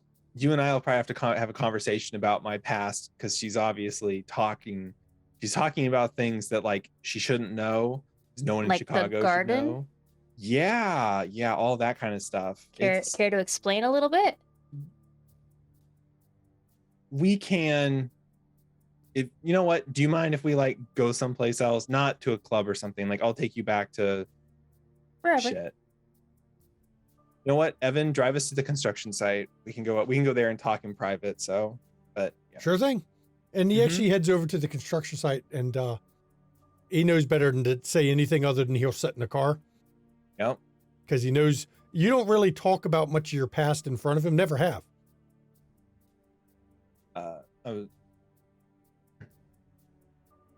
So just really quickly, the cliff notes. There was a garden in Las Vegas. Yes, it was on a rooftop. The fact that she knows that tells me she knows a lot of things, quote unquote. She's she's probably what we call Bahari. They are women who believe in empowerment, but oftentimes it comes with a price, as it were, and that is pain. For some, it's others for other things, from what I've been understand. So, yeah, sorry. I didn't know if the name on the bill, the marquee, was just too on the nose, or if they were just doing that like women empowerment thing. So, yeah. So, what exactly were you gardening, Jenny? A lot of things. The You're garden is a amongst metaphor. friends. No, the garden is a metaphor, but it is also not a metaphor. There is a physical garden. Erzuli has a physical garden somewhere. Most likely. The garden in Vegas was a real garden. It was on a building, the rooftop of a building. It was a physical garden on a rooftop. You garden people, as it were. You garden things. You garden the garden. It's like a religion. So it's a whole lot of like pomp and circumstance, and like you do this, you do that, you know, the ladders to the fucking thing. And I'm not trying to be cagey. I apologize. When I told her the decision was not made, I didn't get a decision one way or the other. I didn't get a decision to get initiated in. I didn't get a decision to be initiated out. These were all choices that were taken from me. So that's why I was willing to kind of talk to her some, because I'm curious what it is she's doing, because I'm a big girl now. So you left not of your own accord. Yeah. Would you have stayed? I have no idea. That day and age, I didn't have a choice, because I was the ghoul. I didn't have a say. Like, you know how like with Emilio, if you say jump, Emilio says how high. I didn't have a choice. Amelia would crack a joke and then ask how high, but yes, I get it. Okay, well, everybody's different, but you still have to do it because of the bond, as it were. I didn't have a choice. I was being told to do things. I was being told to be part of it. The bond's only gone because I got embraced by somebody else. That was why I was saying the decision was never my decision, one way or the other. So we can talk about this more, but we just have to. It might be kind of weird at times. So you shouldn't be worried about that. We've had a long night, or I've had a long night tonight. But I do want to revisit this. Okay. I'm more than happy to tell you what I can. I can't speak for her side of things because everyone does it differently. And that's why I was kind of wanting to talk to her, because I'm curious how she does things. Because if I don't agree with it, I'm not signing back up for that shit. I mean, if we really wanted to know how she's doing things, we should have gotten for the after party. But sounds like you might have an invite for another time. So live and learn. I also wanted to make sure you were okay, because I didn't want to drag you into something and it'd be like, oh fuck, and Jenny's fighting her way out of it with you're hanging off my shoulders and I'm fighting my way out. So much appreciated. Yeah. Definitely should call it a night though. Yeah, no. I'll have Emilio take you home and take me home. So You mean have Evan? I mean Evan. Yeah. God, it's been a long Calling Amelia I to come get pick me up. So Jenny and Isabella get back in the car, and Emilio was left at the club because he brought Isabella to the club. So you take him back to the main club, or take her back to the club so that Emilio could take her home. And he can tell Isabella's off key a little, but I'm not sure Isabella shares it with him this night. Maybe not any night. Who knows? But now we're moving towards Lamar. You had somebody you had to go see tonight after what had happened with your daddy playdate. Yes. Lamar would like to go and speak with Khadija Al-Kindi regarding the fight that he witnessed. Okay. And also, and just some general things that he gathered from the discussion with the coterie. So you head over to the Four Seasons where she's at this night, and all you do is call ahead. When you get there, oddly, Aisha's not there. this time, normally every time you've come to see Khadijah, you've had her waiting in the elevator, but she is not there tonight. And as you ride this elevator up by yourself, when it comes to the top and opens up, you can hear the music playing as you step into her suite. And she's lounging on a settee as you come in. Good evening, Mr. Cade. Good evening, Primogen. It's been a while since you've come to see me. Please have a seat. And I do apologize for that. He goes to Yes. take a seat. I've heard across you've from been her. busy. I heard you have a new ward that you're taking care of. Yes, a young woman who happens to be in my clan. You know, I'm trying to do this. I'm really trying to fit in around here, and through the examples of my coterie mates, I've decided to give back, as it were. So, I've heard, well, the damnedest rumor is going around Elysia here lately. It seems you've done something to earn the prince's favor, that you're a stand-up loyal member of the Camarilla. well, I'm just trying to, like I said, just trying to give back. The tower in its infinite wisdom, you know, has seemed fit to. Come now. You did something for him, some favor, I understand. Well done. Thank you. But I know you didn't come to talk about that. Not quite. I may have a bead on the individual you've asked me to locate. The shepherds. Yes, actually, my ward and I were out a couple of nights ago, and we think we came across one of them having a bit of a tiff with, I don't know if it's a Nosferatu or someone trying to play it being one, but yeah, it didn't go well for him, so to speak. It didn't go well for the shepherd. So there is possibly one in the city. I was worried of that. How much do you know of my clan's history? Honestly, when I was in the Sabbat, all the ones that I knew didn't really want to talk much about it, and the ones that did usually wanted to eat your face right after they told you. So I'm a little ignorant. If you want to enlighten me, maybe that'll help me with what I'm doing. Back before the split, we were all one big clan, the Assamites. There was a problem with our blood put upon us by, well, the usurpers. We spent a long time trying to cure it, get rid of it. But then, well, the Week of Nightmares happened. Sure, you remember those. Yeah, that was a real good time to just stay inside. Yeah, not long after, one of our elders woke. A very powerful elder. And he is a monster, you see. He did break the curse that we had, which was, well, for many of my kind, it was quite a shock because we had been trying to do it for years. I actually knew of a researcher, American, like you, who had been working on a cure for the blood curse.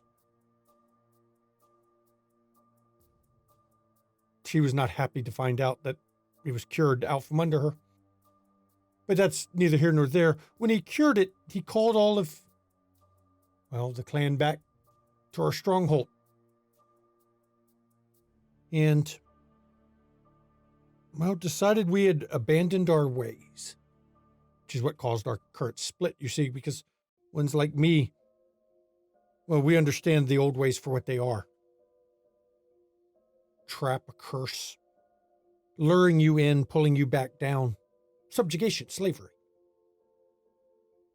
And now we have the Banu Hakim and his group, the Assamites. You see, one of the first things he did was send everyone that was still loyal to him, well, not every, but many, out into the world. They call themselves the Shepherd of Urshoge. Their goal is to wipe out the heretic schism faction of us. All of us who did not bend a knee. That sounds uncomfortably kind of like what happened with us. I mean, not to the level that it's been with you guys, but a lot of Clan La Sombra thought it would be a good idea to go mucking around out east and, fight whatever we could find. And there were a lot of us who kind of looked at that and like, this is a terrible fucking plan. This is stupid. Why bother? But the higher ups wanted to do it. And then soon enough, it was either you do this or, you get dealt with. And my sire decided to give me the choice personally. No, your former Mala explained your history to me on that one. In our case, those who stayed behind, not sure you would call them having a choice anymore either. When an elder sits among you, especially one as old as this one, and let's just say your free will is rather diminished. But it does lead to a problem of wherever we go, the Banu Hakim are hunted. I wasn't sure one was in the city yet, but I knew one would show up. Because there's no way to hide, I'm here. Where there's one, there's more.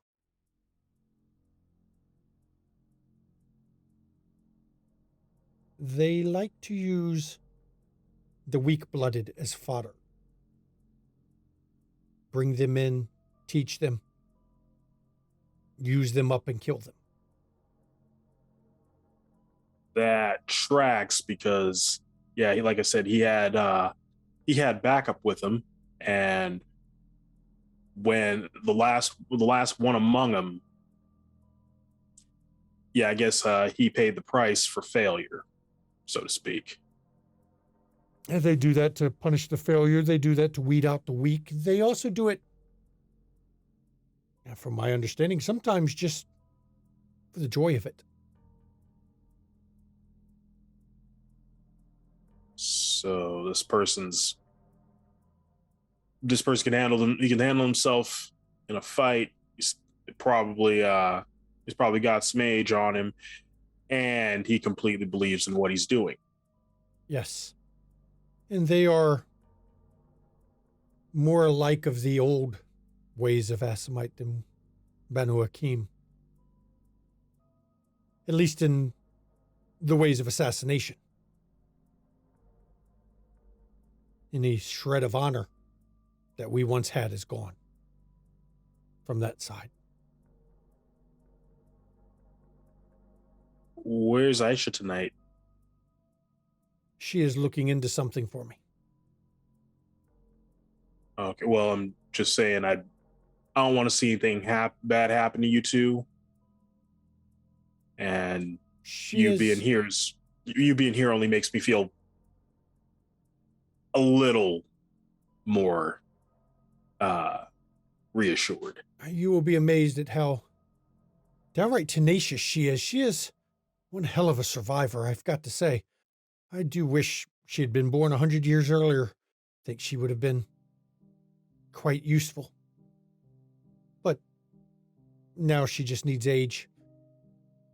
But now that you've confirmed you believe you've seen one, I must bring her into the fold of what to expect. I'd hoped she would have another decade or so before she had to worry. Oh well. We can't change the fate that was put before us, can we? No, but I'm of the opinion that we can at least make it count for something. Oh, yes. Well, I'm glad you brought me this information. Please, do what you can to find more. Wherever you saw this one, investigate, look into it. Yeah, I'll tell you now, that was out on the west side. So I'll be looking into that. If I don't come back, well, you can probably assume what happened to me. If they were fighting a Nosferatu, it makes very little sense to me. They usually avoid fighting other kindred unless it is Banu Hakim. They do have a hatred of any heretic that follows a religion that is not the one true religion that they feel.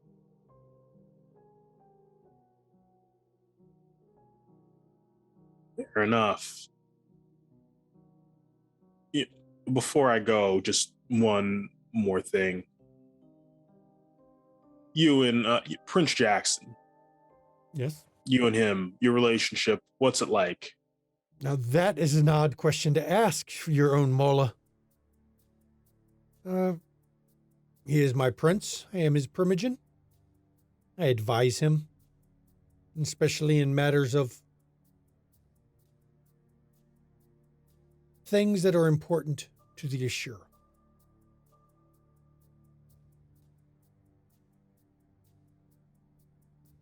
He really has learned to listen to me when it comes to those things. There's a reason I was picked. There's a reason I was sent. I am very persuasive as a diplomat. I have done it longer than he's been alive. I dare say I've done it longer than you've been alive, too. Oh, I don't doubt that I don't doubt that at all. I'd just say, watch out for your fellow primogen.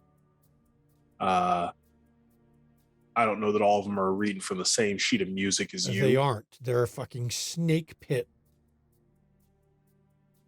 Absolutely, but I think some of the snakes, I definitely think some of the snakes are, if they could get away with pushing Jackson out, I think they'd do it, and they'd do it as soon as possible. Well, I can name one immediately that would do that. She just doesn't have the balls to do it. Annabelle? That would be the one. Yeah. She has the connections, but she's not liked well enough. And we all know there's many a prince out there that's not liked. But what Prince really is. exactly. But there's no way in hell the other primogen would let her take the throne. Even her own allies would turn against her for that. But then let's just play a little thought game here for a second. If someone else tried to push Jackson off the throne, do you think she could convince enough people to go with it? If it wasn't her, yes. She could get her portion of the council. She doesn't need to have the whole council's support. All she needs to count on is support of those of hers. Neutrality from one or two key pieces. Neutrals can be bought off. Even the ones that would oppose it for the right deal would always, if they feel they're getting ahead. Cratius is one that would definitely do whatever it benefited him the most. She could pull it off with the right people. She would have to have a very good contender. For as frustrated as they are of Jackson, he has generally not opposed them and fought them the same way that his sire did.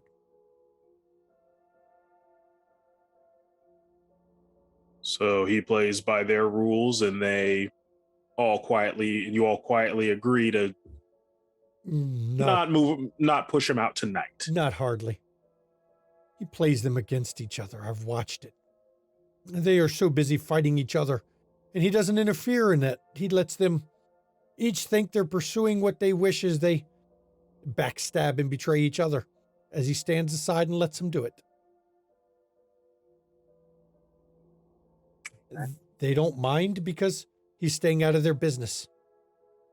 Even if really is his fault they're fighting. That snake he put as their advisor. Quite genius of him.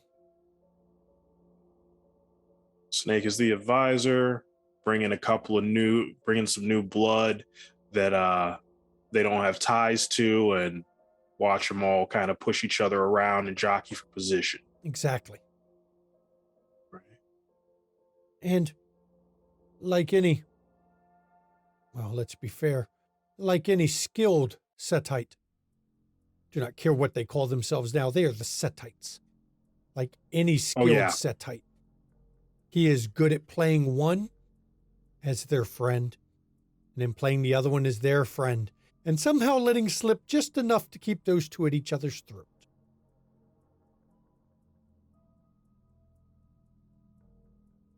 I guess if you do that enough, it creates a kind of status quo where nobody really gets ahead. Exactly. Except for maybe here and there, someone gains a little bit of a headache, a little bit of headway, and then they get tripped, fall down, and someone climbs right over the corpse. If I didn't know any better, I'd say him and Jackson have prearranged it and are working together on it.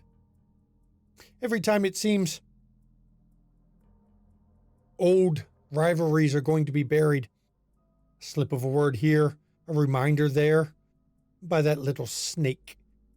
And then suddenly, all the old rivalries are dug back up and they're back at each other's throats. Convenient, don't you say? Very convenient. What are the odds that anyone else on the council is smart enough to see this the way you do? Oh, I'm sure most of them realize it to some extent or another. But it doesn't matter whether you know it or not. Slights are slights. And remembering it a lot of times is enough to remind you of why and the insult that came with it. That is the beauty of his plan. The snake tells him he's doing it. He is honest about it. He would be a lot less effective if he wasn't. Ah, damn. That's fucking genius. I don't know if it was Jackson's idea or Marcel's. Can't tell you. Probably doesn't matter in the end as long as it works. Nope, it does not matter. And it is working. He has held more power as a prince than Loden did, more power than Peterson had. Though his reach is not as far as Loden's, give him time. He's still consolidating. But he has much more power than those two had. But the consolidation period that's the best time to hit him before he gets truly entrenched. Exactly. So someone smart enough to play from outside the game, if at all possible. They had enough people on the council willing to back him. They could probably do it before he gets fully entrenched. Is my thinking right here? It would have to be somebody from outside the city. I'll be fair. I don't think there's any other kindred in the city that could convince the court to accept somebody else right now. There's no other leader strong enough to do it. If Jackson is toppled by someone in the city, it will be civil war. Yeah, this place will tear itself apart everybody trying to climb up onto the throne. Until one kills the rest. It will be... We've seen it before. I have. I know you've seen it, whether you've been in the Camarilla or not. I know that the Sabbat were real good at getting involved in bloody praxis wars. Yeah. That's what would happen. Everyone would pick a side, and until one side destroyed the other enough that they had to concede, the war would continue.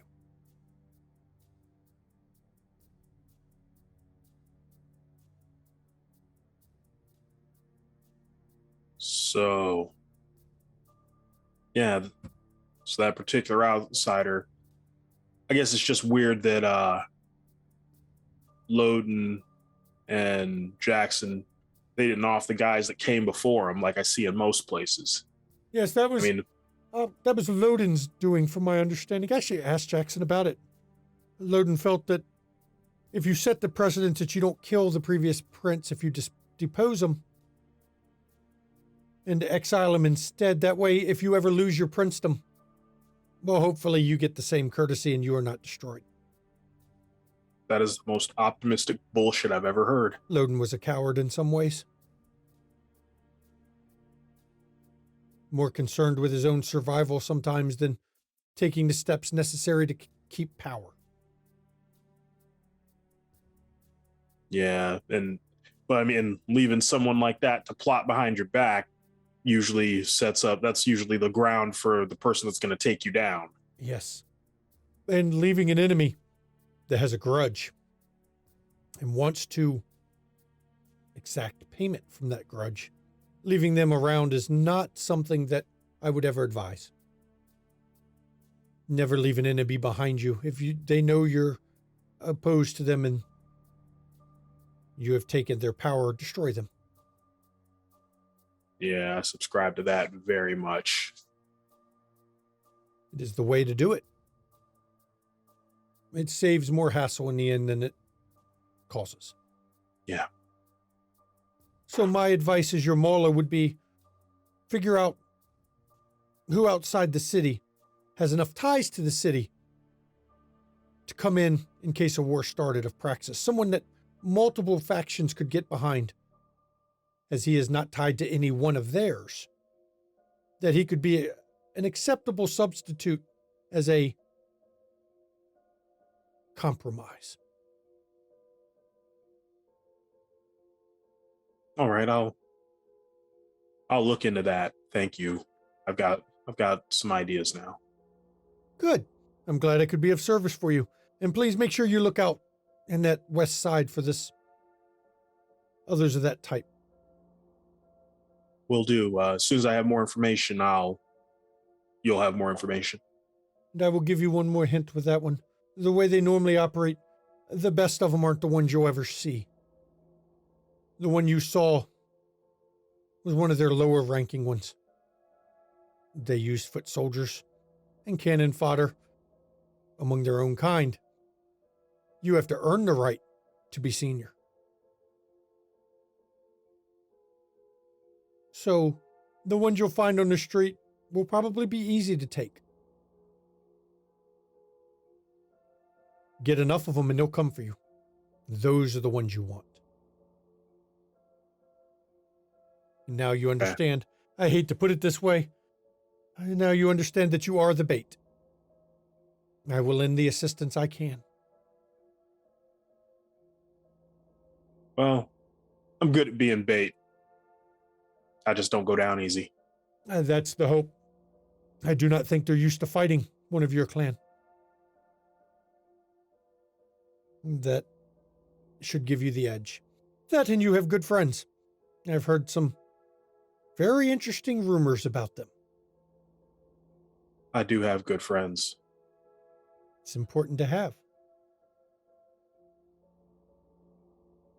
Well, I won't take up any more of your time tonight. But please take care of yourself. Something crazy jumps off, please let me know, and I will see you again soon.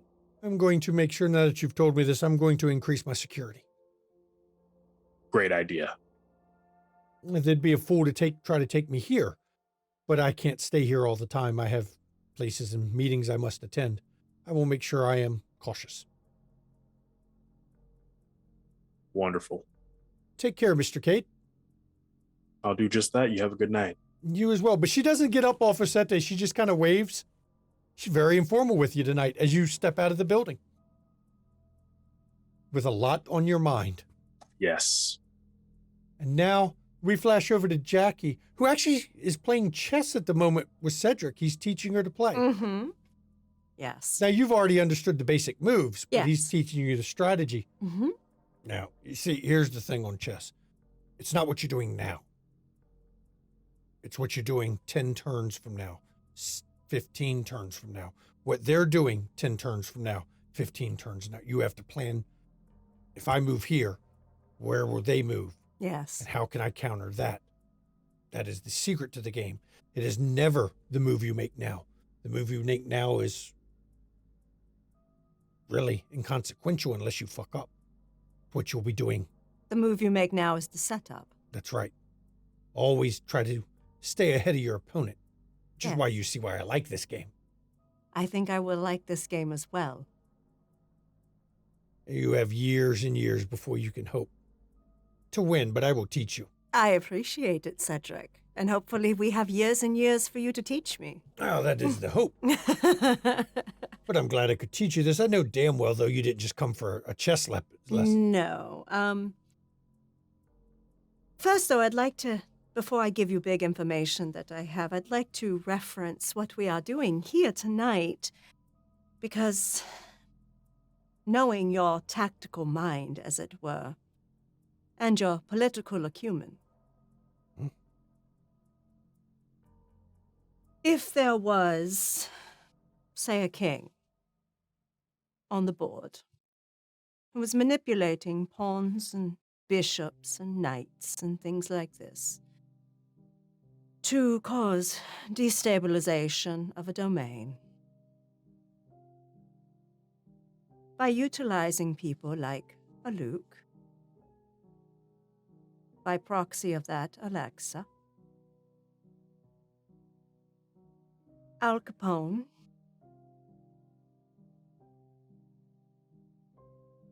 Decca, and Amelia Locke. With lots of money going around. The first thing I would tell you, the board is the distraction. The players are what's important, you see. Mm-hmm. Every game is different, and every game ends, and then you set the board up and start again. The constant are the ones who play the game. Now, in the hypothetical you're suggesting, if you're playing chess, when you lose your king, you lose the game, that round. So if someone is trying to topple the opposing side's king, they already have theirs. Right, But it won't be the player of the game. right. Unless they're a great fool, the player never puts himself on the board. He always plays with his Manipulates pieces. others. Correct. Yes. So you have to ask, who is the king on each side of the board? And judging by what you've said, Jackson is on one side. Yes, and not the side I'm talking about. Exactly. So you have to wonder who is going to try to topple that king and replace them with their own. Yes. The real question is, where does Amelia Locke come into this, you see? Recently came into some money from a company that also funded Decca. Well, let's see. Her sire was Peterson. Yes, Peterson was former prince. yes. I was aware. Ventrue. Mm-hmm. He's not smart enough to be the chess player, though. He's the king. He would be the king. But if somebody's doing that, someone also has plans. Well, if you're planning to replace the king, you play with your pieces. But you think of the next game. And the next game is to take the throne yourself. Exactly. So, if they were also able to get Bruja and other anarchs to go from Gary to Southside for a turf war, to assist these pieces in their missions. Oh. My instincts are telling me that this player is going to be somewhere near Gary. Now, let's go with step-by-step game. Move, counter move. Mm-hmm. With the pieces you've said, you've eliminated some.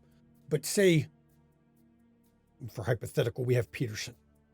If your king survives and you knock down Jackson, what would the retaliation be? Peterson tried to come back. Primogen Council would never take him, never accept him. Nope. He had his chance. He ruined the city financially. Yes. Even that weakling Ballard would not support him because of the money Peterson cost him. Yes. Even Sovereign. None of the money in the city would support him. No, exactly. So, where we go from there, he would be put forward, sacrificed, the one playing the game would lose. But sometimes losing is important to set up the next game. Who would be put in their place? Now, if you're talking Gary, Modius would be a good choice. He has tried before. Has anyone heard from him in a while? No. But that's not unusual for our kind. And while Modius is a good choice, Because I hear that Gary has basically gone anarch. His childer and Juggler's childer. yeah, I've heard interesting things about his and Juggler's childer. Which goes back to what I said. Modius has connections to the city. But could he hold the princedom? Absolutely not. Could he take it short term? He would have the backing of Annabelle. And Annabelle would call in her favors. It wouldn't be her, so she could probably get them. So if you present the city, the children, or the kindred of the city with a choice, Peterson or Modius, who do you think they pick? It would default to Modius. And how long would he hold the throne? Depends. No. No more than 5 years. I'd give it 10 on the outside. Move and counter move. He's too connected to Annabelle. Yes. He would be toppled. Hmm. But it's that period between that you worry about. During that time toppling, it would also ruin Annabelle. Yes. It was her childer Yes. that failed. Oh, it would completely ruin her, and by proxy, the neonate she stays with. Exactly. So then you go to whoever's doing it thinks that they are got enough pedigree to take it. Yes. You would look for somebody who was in the city, did not leave under shame, did not leave after fucking everyone over, at least left on terms where he has no quick enemies. Who would qualify for that? There are more than one. Oh, can't be that many. Oh, there are many, but I can think of one in particular. That would That have the ability to take the throne? Oh, yes. And could also, oddly enough, get support of some of the anarchs. Who would that be? Come now, you know the history of the city, Jackie. I know know it damn back well. to Loden. You do not know from before him. No. Loden took his throne from Maxwell. And when Loden took his throne from Maxwell, he exiled Maxwell. That I did know, that he exiled the former prince. He did it because he was a coward. Yes. He was always afraid of dying. Yes. But by doing Storyteller, I that, want to use my Ventrue clan merit on Okay. former Prince Maxwell. from what you've heard of Maxwell, he was I'm not going to say he was an exceptional prince. He wasn't exceptional. He wasn't non-exceptional. He was an average prince. But he did not leave under cover of shame any kind of massive failures like Peterson or even Loden with a werewolf war. His reign prior to Loden fucking him over was relatively stable, which is odd because Bruja, he reigned in Chicago for quite a while as a Bruja.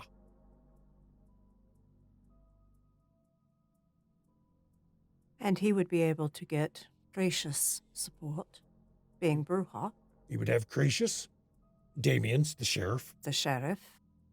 He could command the loyalty of Baron Anita. Yes. I don't know if Mal Davis would support him, but he could force a true truce with Gary. Yes. Annabelle would be a problem, but after the Downfall of Modium- Annabelle's reputation, she would be not in position to do shit about it. yes, if Modius became prince and failed, she would be, well, her consideration wouldn't matter now, would it? No, not at all. She's already lost significant status. Exactly. Bronwyn, who would she support? I don't think she gives a shit. She doesn't. All she cares about is her business. And if somebody would let her cease to be Primogen, She would back them anyway. Exactly. Khadijah's the tough one, but she is one. Who would I support? Yes, who would you support, Cedric? The prince that made you Primogen? If Jackson got toppled, Modius would never fit. Neither would Peterson. If forced to choose between Modius or Maxwell, who do you think I would have to choose? The alternative would be civil war. I know.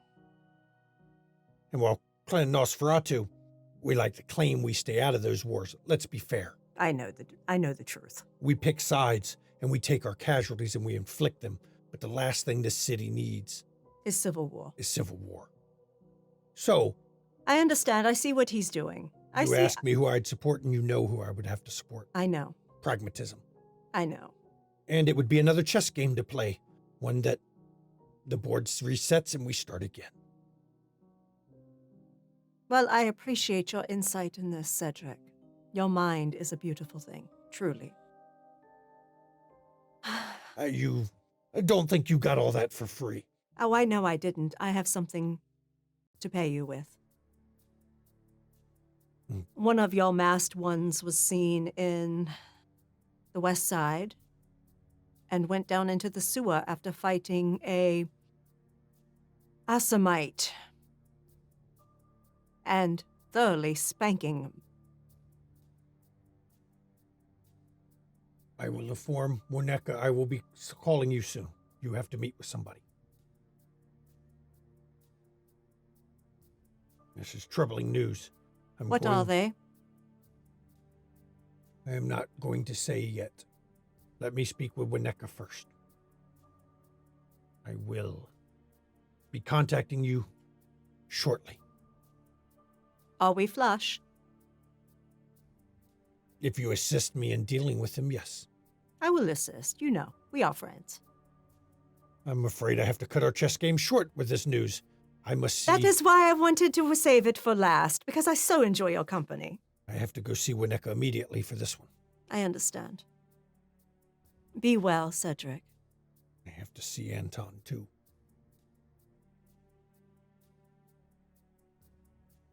You be well as well. And you can actually see that he is visibly kind of shaken by the news of the mask. She actually touches his arm with basically warmth and leaves. And as you leave, exit the steakhouse. Mm-hmm. I don't think Jackie's ever seen a Nosferatu get that unnerved like that. There was a hint of fear in his eyes. I'll take half on your insight. He had a bit of fear in his eyes. Yeah, she wasn't going to press it. And now we flash to Roscoe over at Benway's shop. Roscoe, as you've come into Benway. Roscoe, good to see you. Come to Benway. shop? I'll see what you have. But I had a question for you while we look around and you explain your newest I've got wares. a bracelet here, Middle Eastern, of course. I specialize in Middle Eastern. They didn't want to tell me where it came from, but I've been assured it's 800 years old. Benway, being as we're friends, I must ask you, what exactly is the nature of the items you sell? They all seem to have certain enhancements, some not so great. I don't know what you're talking about. There's no enhancements on my items. These are curiosities and antiquities from the Middle East. I cannot be blamed if there's any. Oh, I'm not blaming you. They just seem to have superstitious rubbish. Let me do some. May I touch that bracelet? Go ahead. All right. Yeah, you're gonna spirits touch it. Yes. Go ahead. You can do your rouse check and do your spirits touch. And for your spirits touch, brave man, you do not get hungrier. That's always good. You're going to roll intelligence, all specs. What information are you trying to get from it? Because that determines your difficulty. I just want to verify that it's 800 years old. Okay. Just verifying what he told me about it. Okay. That'll be interesting to see. So it's intelligence, all specs, plus your extra bonus die.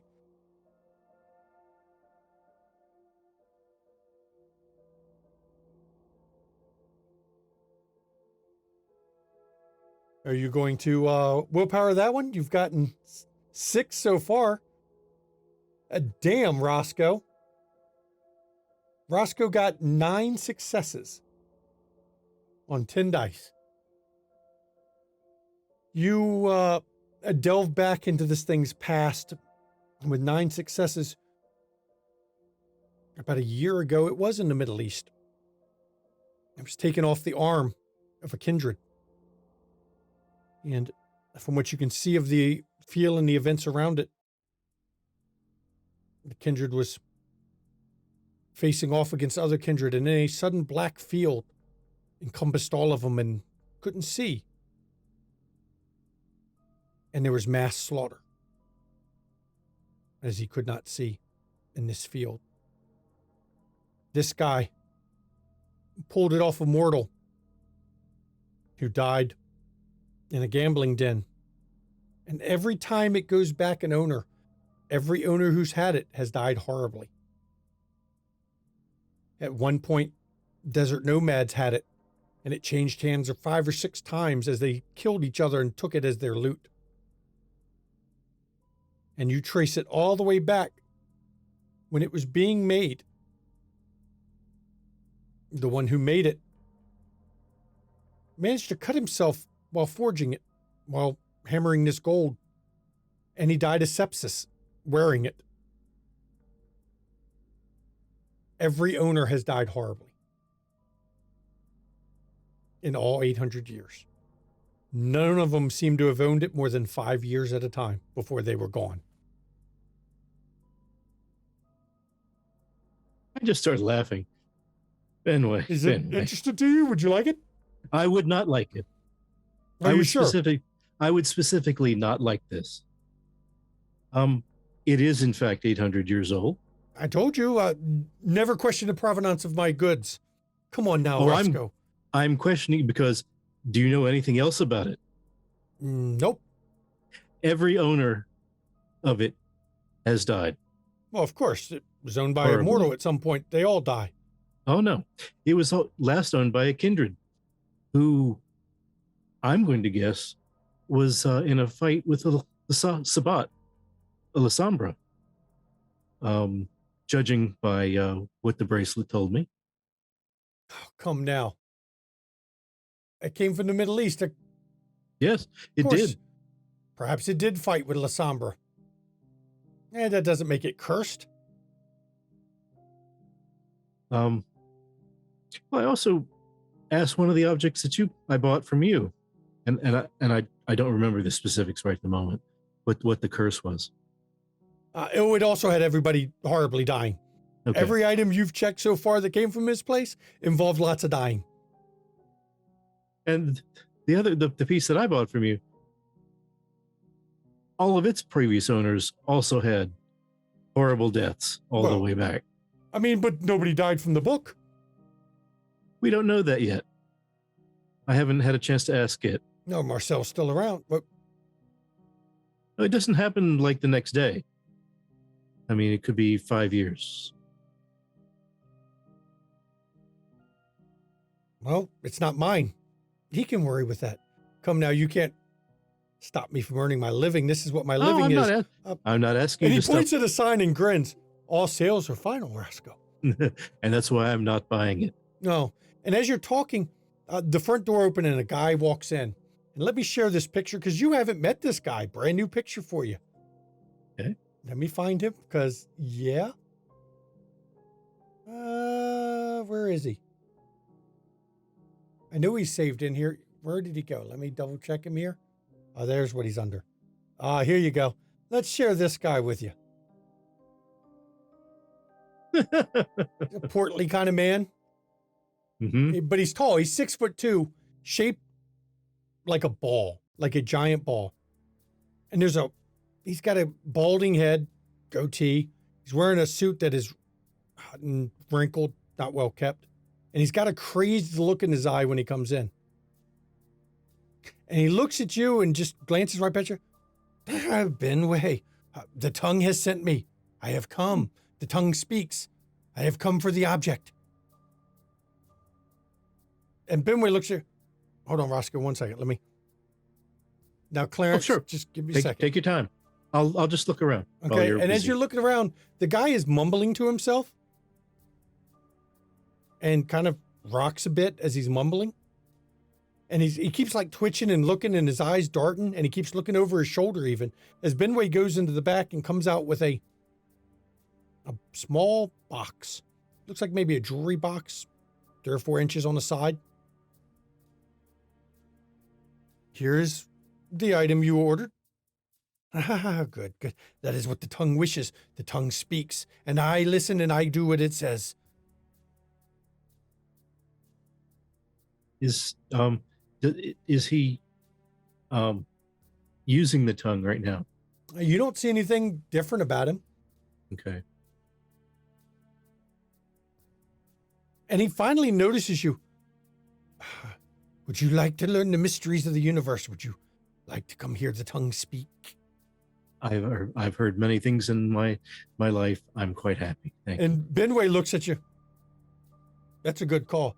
Unbelievers, you will learn. The tongue will teach you. It speaks of strange things. It talks of ancient mysteries. It tells it all. It speaks to me. So what does it say to you? Many things. It teaches me arcane things, magical powers, things lost to the ages. You will find out it speaks the truth. It is the truth-saying tongue. And Benway goes, yes, you've said this 1,000,000 times, Clarence. Are you going to pay for it? And Clarence literally pulls out a checkbook and throws a check, signs it, and throws it on there. Put the price down. The tongue does not care about money. Oh, wow. That is beyond his concern. That is mortal. That is not the arcane. That is not the unknown. And he actually turns and starts shuffling out, and Benway goes, I'm sorry you had to see that. I'm sorry, That's all right. Roscoe. Don't be sorry. I told you he was weird. A lot of people are. It's okay. You know, the tongue's not in his mouth anymore. I was wondering that. No, from the one time I talked to him when he was coherent, he seems to have found somebody to transplant it into so that it would talk to him instead of him talking. I'm really sorry for whoever that was or is. Look, I'll be honest with you, Roscoe. If I wasn't so scared of this crazy fucker, I wouldn't sell him shit anymore. I mean, last time he come in here like this, he left. I went outside. There was like 8 dead dogs in the street. They just fell over dead because he came by. Yeah, it's not worrisome at all. No, not at all. Not at all. I mean, I don't care. I don't eat dog, but Jesus. Odd you went there, but I'm not one. I don't feed. Oh God. Could you imagine feeding off the, oh, no. but yeah, it's. No, I Avoid mean, him. it's gladly. It's certainly not my place to try to get in your business to tell you not to sell these things, but I just hope you're aware that there's a lot more to them than it seems, and I hope you know that. I wish I'd never gotten that damn tongue. It's a fucking So- oddest thing too. It was sold to me. I was gonna say, who gave you the tongue? It was sold to me by Or who slipped you the tongue? No, say? don't go with that. It was a cultist. It was. The cultist. Yeah, they raided the Milwaukee Chantry. Oh, Everyone okay. says that the Chantry fell. No, that they're lying. What really happened was Karna said "fuck you" to the pyramid. Mhm. Grabbed all the mages that would follow her, all the Tremere left, and there was Right. like 2 people left in the city of the Tremere. 2 people can't run a Chantry. Right. They went to somewhere. I think they had to meet with the Prince of Decker, and then while they were gone,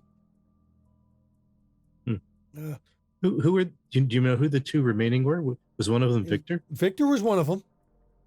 Not I surprising. don't remember who the other one was. Actually, it was Clarence. Clarence. He was the other one. But when they left, there's this group of strange women that they went in there and looted everything they could and came out and sold the tongue to me.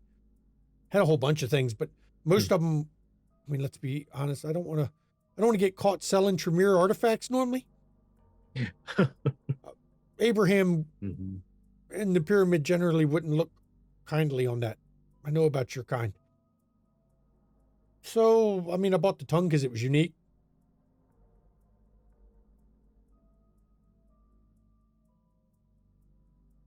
Yeah. I mean, there's like 5 or 6 of them that came. They were all carrying the tongue with them. It was this damn thing. What did they look like? Was there anything special about them? Nothing special. I mean, But all women. I'm going to make a roll real quick to see if he can remember a specific detail.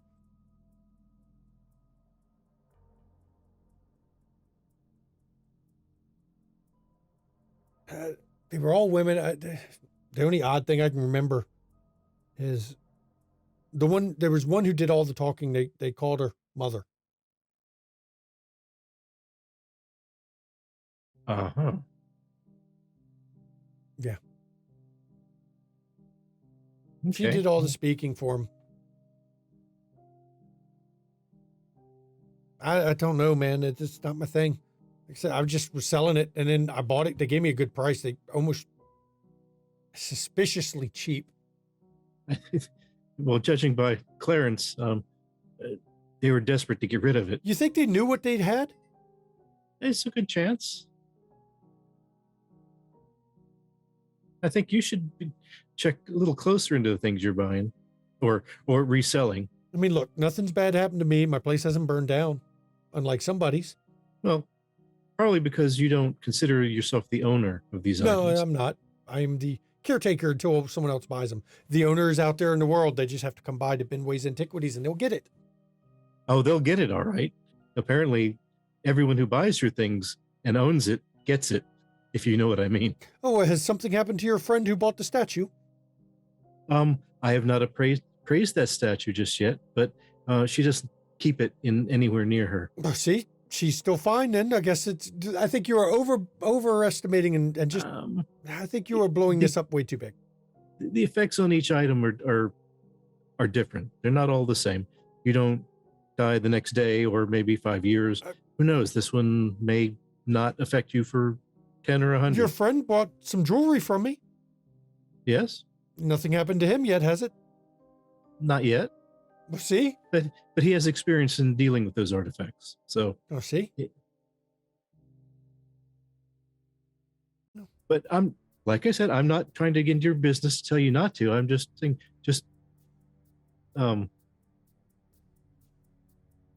I get it. I know what you're saying. You just don't want me to...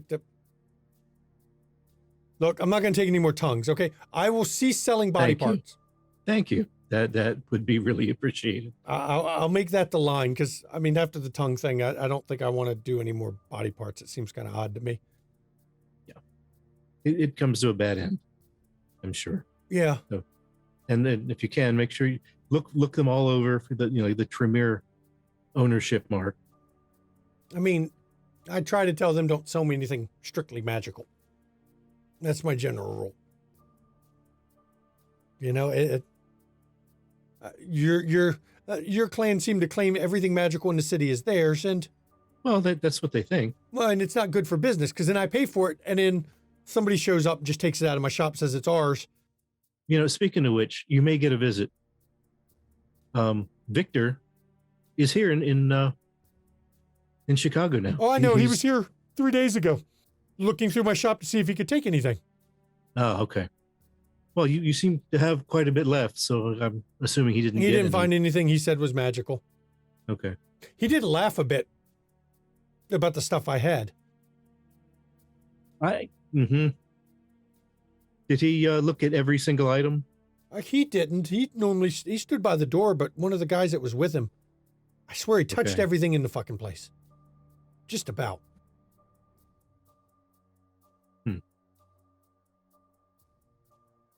Yeah.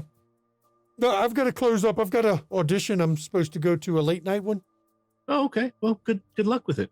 Yeah. Well, probably. I mean, I could cheat and get it easily, but I try not to use those powers No. to get it.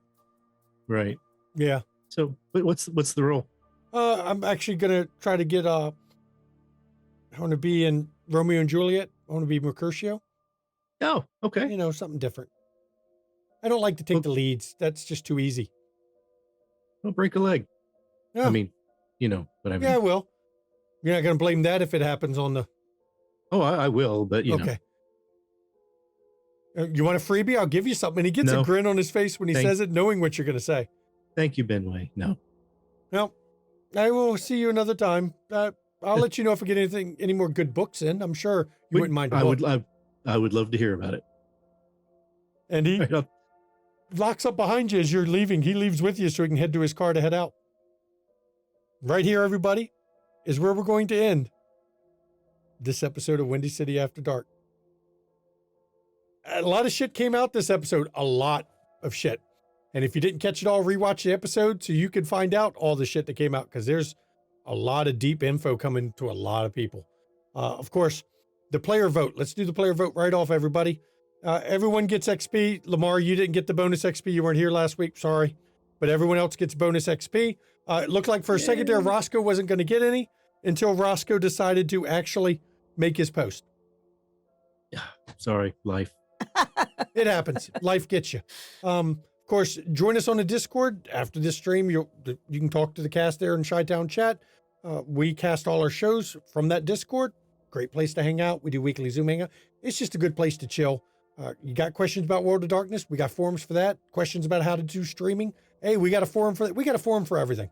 One of the channels in there for just about everything. So please join us over on the Discord. You want to catch our back episodes? Chat again. Chat is where all the good shit happens. I'm just here to relay chat stuff. Back episodes are all there on our YouTube. If you want to catch other amazing content creators like Mischievous Red, Isabella there, and the Ivy Raven on Twitch, you can go and pop over. It's in chat right now. You also can see Ravnos Archon is in that list. He is running a Dune game here starting July 1st, where you might actually see some people in it. I'm not going to say who it is, but there's some people at this table are in it.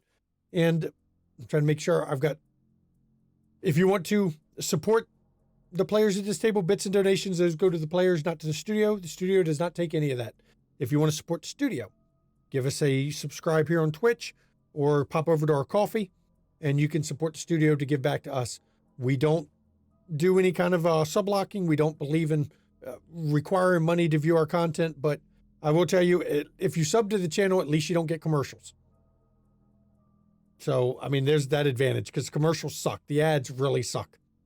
And Merch. yes, we have Windy City merch. Get your Windy City merch.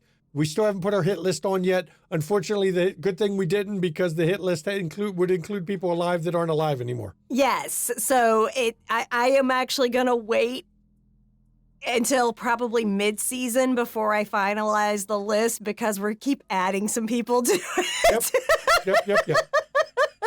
And that's it for me. Now I can turn it over to my wife for the schedule. All right. Thank you so much for joining us for the third episode of Season 7 of Windy City After Dark today. Coming up over the next week, we have on Tuesday, the 28th, Episode 5 of Season 1 of Demon the Fallen, The Road to Hell. All three ladies are right here on this row are in it. You want to... And we're doing we're doing a giveaway of a free hardback copy of Demon the Fallen rulebook. So you will want to join us at 8 p.m. Eastern on Tuesday for amazing demon story and for a giveaway. Then on Friday, the 1st of July, we have at 8 p.m. Eastern, Shanky and myself are going to be playing in Dune, run by Ravnos Archon. Joined with we got Junie, Mm-hmm. Junie Von Esch. Oh, we bumped that. And Alex Skylark. Yep. So the four of us are going to be playing in Dune, and it is going to be set in a time well before the movies and the books. So it is going to be right after the big jihad that happened, and it's going to be great. So join us. That is actually going to be a full, season-length chronicle. So you want to join us for the premiere of that on the 1st of July at 8 p.m. Eastern. And then on Saturday at 3 p.m. Eastern, Tiss is running London Esoteric Society, our Call of Cthulhu 7E stream set in Victorian London. The investigators, I have no idea what they're up to because we recorded this before they returned for this season. But I'm sure they're up to really sus shit that's going to lead to loads of insanity and probably trauma for those investigators. So, It's Call of Cthulhu. It's Call of Cthulhu. And then we will be back here on the 3rd of July, just before Independence Day at 5 p.m. Eastern with our next session of Windy City After Dark Season 7. This coterie has a lot to unpack after this episode, and I'm sure they're going to be talking about it in cast chat, trying to make sense of everything they have to unpack. So please join us for our next Vampire and all our other streams. And of course, as always, as we end these, mental health, everybody, it's not a joke. It's not a laughing matter. Please take your mental health seriously. Check in on those around you and make sure they're okay. And a lot of people aren't, and myself included. Tough time for people. And if you do suffer from mental health issues, first of all, do not be afraid to get the help you need. Reach out to those around you. And if you can't, look in chat now. There's a list of numbers you can call or text 24 hours a day, 7 days a week, so that you can speak to somebody who can help you off the edge and to deal with it. And it's okay to not be okay, people.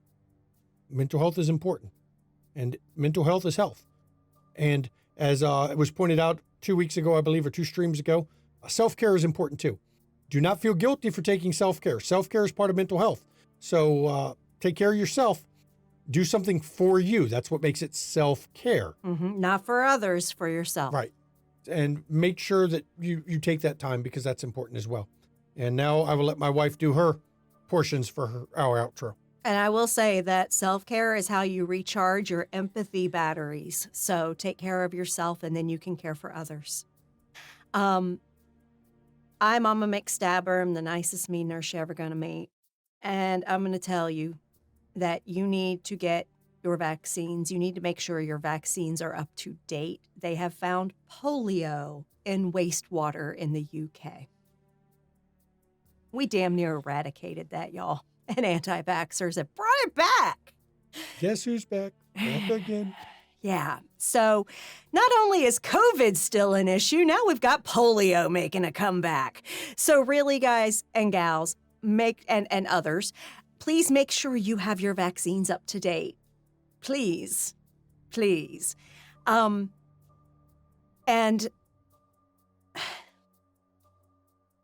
fuck the goddamn Supreme Court. They have literally proven today that guns mean more than lives.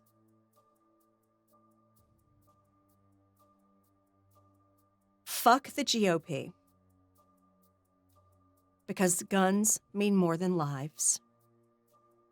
Because they are all bought and paid for by the NRA, which is a terrorist organization, y'all. It is. And legit, fundamental Christians are becoming basically the American Taliban. So fuck them too. And fuck Putin. Oh, seriously, fuck Putin too. And fuck conservatives across the country that are literally trying to dehumanize people and treat people on the LGBTQ plus spectrum like they're less than human. Treat women like they're less than human. And fuck cops that won't go in to save children's lives, that will actually fucking escort Proud Boys into a goddamn library where children were being read stories, not by a drag queen, but by librarians that were LGBTQ positive books that were age appropriate for children.